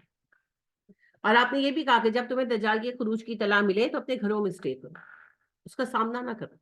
اچھا ہے سامنا نہ کرو، اگر سامنا کرنا پڑ جائے تو پھر آگ کو چننا، اور اگر سامنا کرنا پڑ جائے تو سورہ کاف کی ایک روایت میں پہلی 10 اور ایک میں آخری 10 آتا ہے. آیتیں پڑھنا یہ تمہیں اس سے محفوظ رکھے. باقی جی مضبوط ایمان والے بھی ہوں گے, بہت ہوں گے. لہٰذا آپ سے فرماتے ہیں کہ ایک نوجوان لڑکا ہوگا, اسے وہ کہے گا کہ میں خدا ہوں, مجھ پر ایمان لا. تو کہے گا نہیں تو خدا نہیں, تو دجال. تو وہ کہے گا, یعنی کہ اس کو کافی بحث کرے گا, وہ نہیں مانے گا, تو وہ اس کو مار دے گا. مارنے کے بعد دوبارہ زندہ کرے گا, اسے کہے گا اب ایمان لا. وہ کہے گا اب تو پکا تو دجال ہے, کیونکہ میرے نبی نے تیری یہی نشانی بتائی تھی. پھر وہ اس کا کیا کرے گا دجال, اس لڑکے کا؟ سوچے, کوشچن ہے, فوڈ فار تھاٹ. بھیا وہ دعویٰ کرے گا میں خدا ہوں, ہے نہیں خدا. موت اور زندگی اس کے ہاتھ میں, کچھ بھی نہیں کر سکے گا. آگے بڑھ جائے گا, کی کرے گا ادھر؟ بھیا کوئی کچھ نہیں کر سکتا, ہم خود ڈرتے ہیں. شیطان کی کیا اوقات ہے؟ شیطان کی کوئی اوقات نہیں, چاہے وہ دجال ہی کے ہمراہ کیوں نہ آئے. لہٰذا وہ کیا میکسیمم کیا کر سکتا ہے؟ مارے گا, زندہ کرے گا. یہ سب بھی نظری دھوکے ہوں گے. تو سارا شوبدہ کر کے دکھائے گا, پھر اینڈ پر پھر وہ نوجوان جب اس کو یہ منہ پہ جواب مار دے گا تو کیا کرے گا؟ کچھ بھی نہیں کرے گا. کیا کر سکتا ہے؟ نہیں کر سکتے, چلا جائے گا, آگے دفعہ ہو جائے گا. کسی اور کو ٹریک کرے گا. تو بہت لوگ جو ہے اس پر ایمان لائیں گے, جو اس کے ساتھ ہو کر لڑیں گے. وہ تو تنہا نکلے گا, پوری فوج بن جائے. فوج کہاں سے بنے گی؟ ایمان لانے والوں کی. ایک تو وہ 40 سے زیادہ کم بخت یہودی, اور باقی سارے بے وقوف بیکار لوگ جو ایمان لائیں گے اس پر. اور پھر یہ جنگ کا آغاز جب کرے گا, امام مہدی اس کا مقابلہ نہیں کر پائے, ٹک نہیں پائے. باقاعدے سے جنگ نہیں ہو پائے گی, کیونکہ امام مہدی جو ہے وہ اناؤنس کرا دیں گے نا, مسلمان اپنے اپنے کلوں میں بند ہو جائیں گے. کیونکہ انہیں پتا ہوگا کہ ہم اس کا سامنا نہیں کر سکتے, تو وہ اپنے اپنے آپ کو اپنے اپنے کلوں میں بند کر لیں گے. لہٰذا امام مہدی بھی جو ہے وہ دمشق میں ہوں گے, شام میں وہ دمشق میں ہوں گے. تو وہیں پر وہ سب کو اکٹھا کر لیں گے دمشق میں. تو دمشق میں وہ اپنے آپ کو کلا بند کر لیں گے. مدینہ مکہ میں تو یہ آ نہیں سکتا, حرمین میں یہ داخل نہیں ہو سکتا, یہ بدبخت حرمین میں نہیں داخل ہو سکتا. تو یہ جو ہے اس کا سامنا کرنے کے لیے دمشق میں مسلمان اکٹھے ہوں گے. امام مہدی بھی دمشق میں ہوں, اور دمشق جو شام کا شہر ہے اس کے دروازے بند کروا لیے جائیں گے, اور یہ آ کر محاصرہ کر لیں. تو بہت پریشان ہوں گے امام مہدی, کیونکہ انہیں پتا ہوگا کہ میں اس کا سامنا نہیں کر سکتا. جادو جو ہے نا, اس کے پاس جادوگر ہے نا بیسیکلی. تو وہ بہت اس وقت اپسیٹ ہوں گے اور بہت پریشان ہوں گے جس وقت عیسیٰ علیہ السلام آئے. ٹھیک ہے, تو یہاں سے بات کل ہم آگے بڑھائیں گے. دجال کے جو بال ہیں وہ سخت ہوں گے. نبی صلی اللہ علیہ وسلم نے فرمایا کہ اس کے بال سخت ہوں گے, اور اس کا سر ایسے ہوگا جیسے افعی کا. افعی کس کو کہتے ہیں؟ سانپ کو. سانپ جیسا سر سے کیا مراد ہے؟ بالوں کے بغیر وہ نہیں, بالوں کے بغیر کیسے ہوگا؟ بال تو ہوں گے, بال ہوں گے. بال ایسے ہوں گے, آپ نے کہا جیسے کہ تھوہر کے کانٹے. اس کے بارے میں ایکچولی بہت ساری رائے ہیں کہ سانپ کے سر سے ایکچولی مراد کیا ہے. آپ کیا کہہ رہی تھی بیٹے؟ اچھا, مجھے لگا کہ آپ کچھ کہہ رہے تھے. نہیں, ایکچولی نبی صلی اللہ علیہ وسلم نے اس کو ایگزیکٹلی شیپ میں اس جیسا نہیں کہا. نہیں بتائی گئی. خوفناک. آپ سانپ سے ڈرتے ہیں؟ اگر آپ کو سانپ نظر آ جائے, ہاں, تو وہ بھی خوفناک ہوگا نا, ایکچولی اس کا سر کیونکہ وہ انسان ہے اور انسان ہی ہے. اور نبی صلی اللہ علیہ وسلم نے دیکھا, ایک آئی وٹنس آپ خود ہیں, آپ کو 2 دفعہ خواب میں باقاعدہ دکھایا گیا, جیسا کہ میں نے عرض کیا, میں آپ کو اس کی حدیثیں سناؤں گی. تو باقاعدہ دکھایا گیا, 2 بار دکھایا گیا, اور آپ نے اس کا پورا حلیہ بتایا. تو آپ نے بتایا کہ وہ کانا ہے, بہت بڑا ہے, اس کے بال اس طرح ہیں جیسے کانٹے ہو, یہ کہ بہت ہارڈ بال ہیں اس کے, کھڑے کھڑے سے, اور وہ شکل میں ایک انسان ہی ہے جیسے انسان ہوتے ہیں. اور ایک بلکہ جو ہے صاحب, ان کا نام بھی آپ نے لیا کہ ان کی شکل کافی حد تک اس سے ملتی ہے. اس کا مطلب یہ نہیں کہ وہ کوئی برے صاحب تھے, ویسے آپ نے کہا کہ ریزیمبلنس ہے تھوڑی نا. تو بات یہ ہے کہ وہ انسان ہی ہے. اس کو دیکھ کر خوف کا, دہشت کا احساس ہوگا, جہاں تک میں سمجھ پائی کہ خوف اور دہشت کا احساس ہوگا اس کو دیکھ کر. کیونکہ جن صحابی نے ان کو دیکھا, تمیم داری, جن کی حدیث انشاءاللہ میں آپ سے عرض کروں گی پوری, تو انہوں نے بھی کوئی ایسی بات نہیں کی کہ وہ سانپ جیسا لگتا تھا. انہوں نے بھی یہی بتایا کہ وہ بہت لمبا چوڑا تھا, بہت بڑا تھا, اس کے بال بہت زیادہ تھے اور بہت بکھرے ہوئے تھے، اور جو ہے وہ کانا تھا، اور اس کو دیکھ کر جو ہے نا ایک خوف اور ایک بری کیفیت آتی تھی کہ ان کے جب دیکھا تو میں نے اس کو کہا کہ تجھ پر اللہ کی لعنت ہو، حالانکہ اس وقت مسلمان نہیں تھے. تو انہوں نے ان کے گھبرا کر جب اس کو دیکھا تو ہی گاٹ سو اسکیئرڈ، کیوں کہنے لگے تجھ پر اللہ کی لعنت ہو، تو کیا مصیبت ہے. تو اس نے کہا کہ میں فلاں ہوں فلاں ہوں. ہاں ہاں، آپ کسی بعض اوقات ایسے لوگ ہوتے ہیں نا جن کو دیکھ کر آپ گھبرا جاتے ہیں کہ یہ کیا ہے. سمجھ آئی کہ اس کا سر کیسا ہوگا، سانپ کی طرح، وہ جیسے دولے شاہ کے چوہے نہیں ہوتے سر کیسا ہوتا ہے. دیکھیے آپ اس بات کو سمجھیں کہ اس کو جنہوں نے دیکھا، ایک تو ہمارے پیارے نبی صلی اللہ علیہ وسلم، آپ نے ایسی کوئی بات نہیں کہی ہے نا. جب آپ نے یہ بتایا کہ وہ کانا ہے، اس کے بال ایسے ہیں، لیکن آپ نے یہ نہیں بتایا کہ اس کا سر سائز میں چھوٹا اور باڈی بڑی ہوگی. اور جنہوں نے دیکھا تمیم داریوں نے تو فزیکلی دیکھا، انہوں نے بھی ایسی کوئی بات نہیں کہی. اور بال جو ہے دیکھیں جی، شرولے شاہ کے چوہوں کو آپ کو اس لیے لگتا تھا ان کی ٹنڈ کی گئی ہوتی تھی، اس کے تو بال ہوں گے.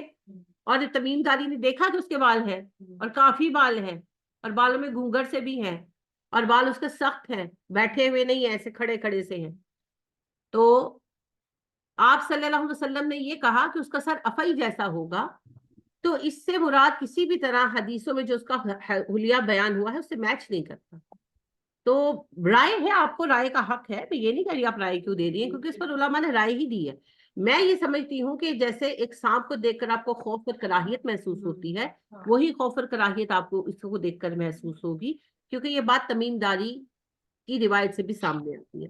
باقی وہی بات ہے کہ یہ تو یا راہ پہ آ جانے تھے یا پھر واہ پہ آ جانے والی تھوڑی سی بات ہے. لیکن میں نے پہلے ہی کہا یہ رائے کا معاملہ ہے، جہاں معاملہ ہو وہاں رائے دینے کا حق آپ سب کو حاصل ہے ایکولی. میری رائے جو ہے میں نے آپ کے سامنے رکھی، جو آپ کی رائے ہے سر آنکھوں پر، اللہ نوز کے حقیقتاً معاملہ کیسا ہوگا.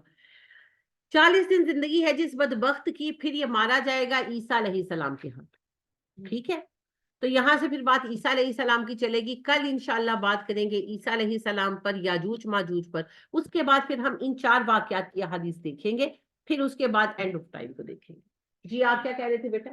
لیکن فیچرز بھی تو ہو سکتے ہیں نا، مطلب اگر آپ اس میں دیکھتے ہیں نارملی جس طرح آپ لوگوں کو کیٹیگرائز کرتے ہیں، کیونکہ اگر وہ سپر ہیومن میں آئے گا تو وہ ڈیپ مطلب آئین کی بجائے ڈیفارم تو سپر ہیومن نہیں ہو سکتا. کہ اگر سپر ہیومن میں دیکھیں گے تو وہ تو would be the best features, کیا آپ کی ہیومن باڈی جو سب سے بیسٹ فیچرز رکھ سکتی ہے وہ ہوں گے. سپر ہیومن آپ کس کو کہتے ہیں؟ یہ کارٹون اسی لیے تو بنا بنا کے سپر ہیومن کس کو کہتے ہیں؟ سپر ہیومن کی کیا ڈیفینیشن ہے؟ آپ کی جو بیسٹ فنکشننگ پراپرٹی پہ ہو، کہ آپ جو اگر مطلب اگر ہاتھ ہیں تو آپ کے جو مسل ہے وہ بہت اسٹرانگ ہو، یا اگر آپ کے نوز ہے یا جو اعضاء جو فنکشن پرفارم کر رہے ہیں وہ فنکشن بہت اپنی سپر 100 پہ یا 90 پہ ہو. سب سے پہلی بات تو یہ ہے کہ ہیومن بینگ میں سپر ہیومن کوئی کیٹیگری ہے ہی نہیں بیٹے، کہاں پر ہے یہ تو صرف کارٹونوں میں ہی ہوتی ہے سپر مین ٹائپ. اور جو دجال ہے یہ کس اعتبار سے سپر ہیومن ہو سکتا ہے؟ آدم علیہ السلام والے ٹائم کے جو انسان تھے وہ they were not super human being، وہ صرف بڑے تھے، سائز میں بڑے تھے، ہمارے جیسے ہی تھے، بس یہ ہے کہ سائز میں بڑے تھے اور ایج ان کی زیادہ تھی. تو یہ بھی کوئی کمال نہیں تھی، تو اس ٹائم کی ڈیمانڈ تھی نا، اللہ نے ان کو ایسا بنایا تھا. تو لہٰذا ایک اور بات یہ تھی کہ ایجنگ نہیں ہوتی تھی ان میں، ایجنگ نہیں ہوتی، ٹائم افیکٹ نہیں کرتا تھا، وہ جوان ہی رہتے تھے. نبی صلی اللہ علیہ وسلم فرماتے ہیں پہلا شخص جو بوڑھا ہوا ابراہیم، تو لہٰذا بڑھاپا نہیں آتا تھا، ایجنگ نہیں ہوتی تھی، جوان رہتے تھے. ایج اس طریقے سے افیکٹ نہیں کرتی تھی جیسے ہمیں کرتی ہے. لیکن ظاہری بات ہے یہ بھی کہ ان کا پرسنل کمال نہیں تھا، it was all because of the need, وہ اس وقت کی ضرورت تھی. ٹھیک ہے، سو دے ور ناٹ سپر ہیومن. اب 5 منٹ ان کو ویٹ کرنے کا کہتے ہیں. ہیری پوٹر میں بھی تو انہیں ایک ایسا بنایا تھا نا، اس کے ناخن صاف جیسے تھے، اس کے بال نیچے کرتے. پتہ کیا ہے ایکچولی دجال کو لے کر یا شیطان کو لے کر، دجال کا تو کانسیپٹ ہی نہیں مانتے نا یہود بدبخت، وہ تو یعنی کہ دجال کو مسیحا مانتے ہیں. لیکن شیطان کو اور سانپ کو انہوں نے بہت زیادہ جو ہے نا ملایا ہوا ہے. اور جہاں شیطان ہوگا وہاں یہ سانپ اور سیب کا درخت ضرور ڈالیں گے. تو اس وجہ سے جو ہے نا وہ اس طرح کی حرکتیں کرتے ہیں. باقی سانپوں کو بیچاروں کا کوئی لینا دینا نہیں ہے. جیسے تھوہر کا کوئی لینا دینا نہیں. نبی صلی اللہ علیہ وسلم نے کہا اس کے بال تھوہر کے کانٹوں جیسے ہوں گے. تو اس کا ہرگز اب یہ مطلب نہیں ہے کہ تھوہر کوئی برا درخت ہے. یا وہ جیسے صحابی ہیں جن سے آپ صلی اللہ علیہ وسلم نے کہا کہ ان کی شکل اس سے دجال کی شکل ان سے ملتی ہوگی, وہ تو صحابی ہیں بیچارے, تو وہ کوئی ایسی بات نہیں. تو یہ صرف ریزیمبلنس کو ایکسپلین کرنے کے طریقے ہیں. ٹھیک ہے. ہیرو جو ہے وہ تو حضرت بلال حبشی تھے, کالے تھے, اور اس طرح ہیرو تو کوئی بھی ہو سکتا ہے. بہن پوچھ رہی ہے کہ اس میں اتنی طاقت کہاں سے آئے گی کہ بندے کو مار کر زندہ کر دے. ایکچولی نہیں, سب سے پہلے یہ سمجھ لیں کہ وہ حقیقتاً کسی کو مار کے زندہ نہیں کرے گا کم وقت. سب جادو ہے جی. اور جادو کس کا کھیل ہے؟ نظر بندی کا کھیل ہے. نظر بندی کا کھیل ہے. کیوں قرآن میں 4 دفعہ حضرت موسیٰ علیہ السلام اور جادوگروں کے مقابلے کے ڈفرینٹ اینگلز ڈسکس ہوئے ہیں؟ کیوں ہوئے؟ صرف ایک چیز بتائی گئی, بار بار بتائی گئی کہ جادوگر کر کچھ نہیں سکے, صرف لوگوں کو نظر وہ سانپ آ رہے تھے. they were not snakes. تو جادوگر کر کچھ نہیں سکتے. جادوگر صرف آپ کو دیوانہ بناتے ہیں, پاگل بناتے ہیں. جیسے وہ ایک جادوگر ابھی 2021 میں اس نے نا ورلڈ ریکارڈ بنایا ہے, شوبدہ بازی تھا, نام اب میں بھول گئی ہوں, تھا وہ انگریز یعنی کہ یو کے کا تھا. اس نے تاج محل غائب کر دیا تھا. جی جی, یعنی کہ تاج محل دیکھنے کے لیے لوگ کھڑے ہیں. ہاں تو غائب تھوڑی ہوا, تاج محل تو وہیں پر تھا. تاج محل نے کہاں جانا ہے؟ لیکن اتنے لوگ وہاں پر 2000 سے زیادہ لوگ وہاں موجود تھے. سیاح جتنے تھے جمع کر لیے گئے نا, اور وہ اس نے for 1 minute and some seconds کسی کو تاج محل نظر نہیں آیا. وہ بھی وہاں موجود تھا. ہاں ہاں, وہاں آیا ہوا تھا. اس نے وہ تاج محل غائب کیا. غائب کیا مطلب لوگوں کو نظر نہیں آیا. اور یہی اس کا جو ہے وہ اصل میں ورلڈ ریکارڈ تھا کہ اس نے سب سے زیادہ تعداد میں ایک وقت میں لوگوں کو ہپنوٹائز کیا. ہپنوٹزم کا گیم تھا. جتنے لوگ تھے اس نے ان کو ہپنوٹائز کیا اور کہا کہ نہیں ہے تاج محل, تو ان کو تاج محل نظر نہیں آیا. تو سب سے longest duration 1 minute and some second, اور سب سے بڑا مجمع جس کو اس نے ایک ٹائم میں ایک بندے نے ہپنوٹائز کر دیا, اور ان کو نظر آیا کہ تاج محل نہیں ہے, مگر تاج محل تو وہیں پر تھا. تاج محل نے کتنے جانا ہے؟ تو یہ سب گیم جو ہے نظر بندی کا ہے.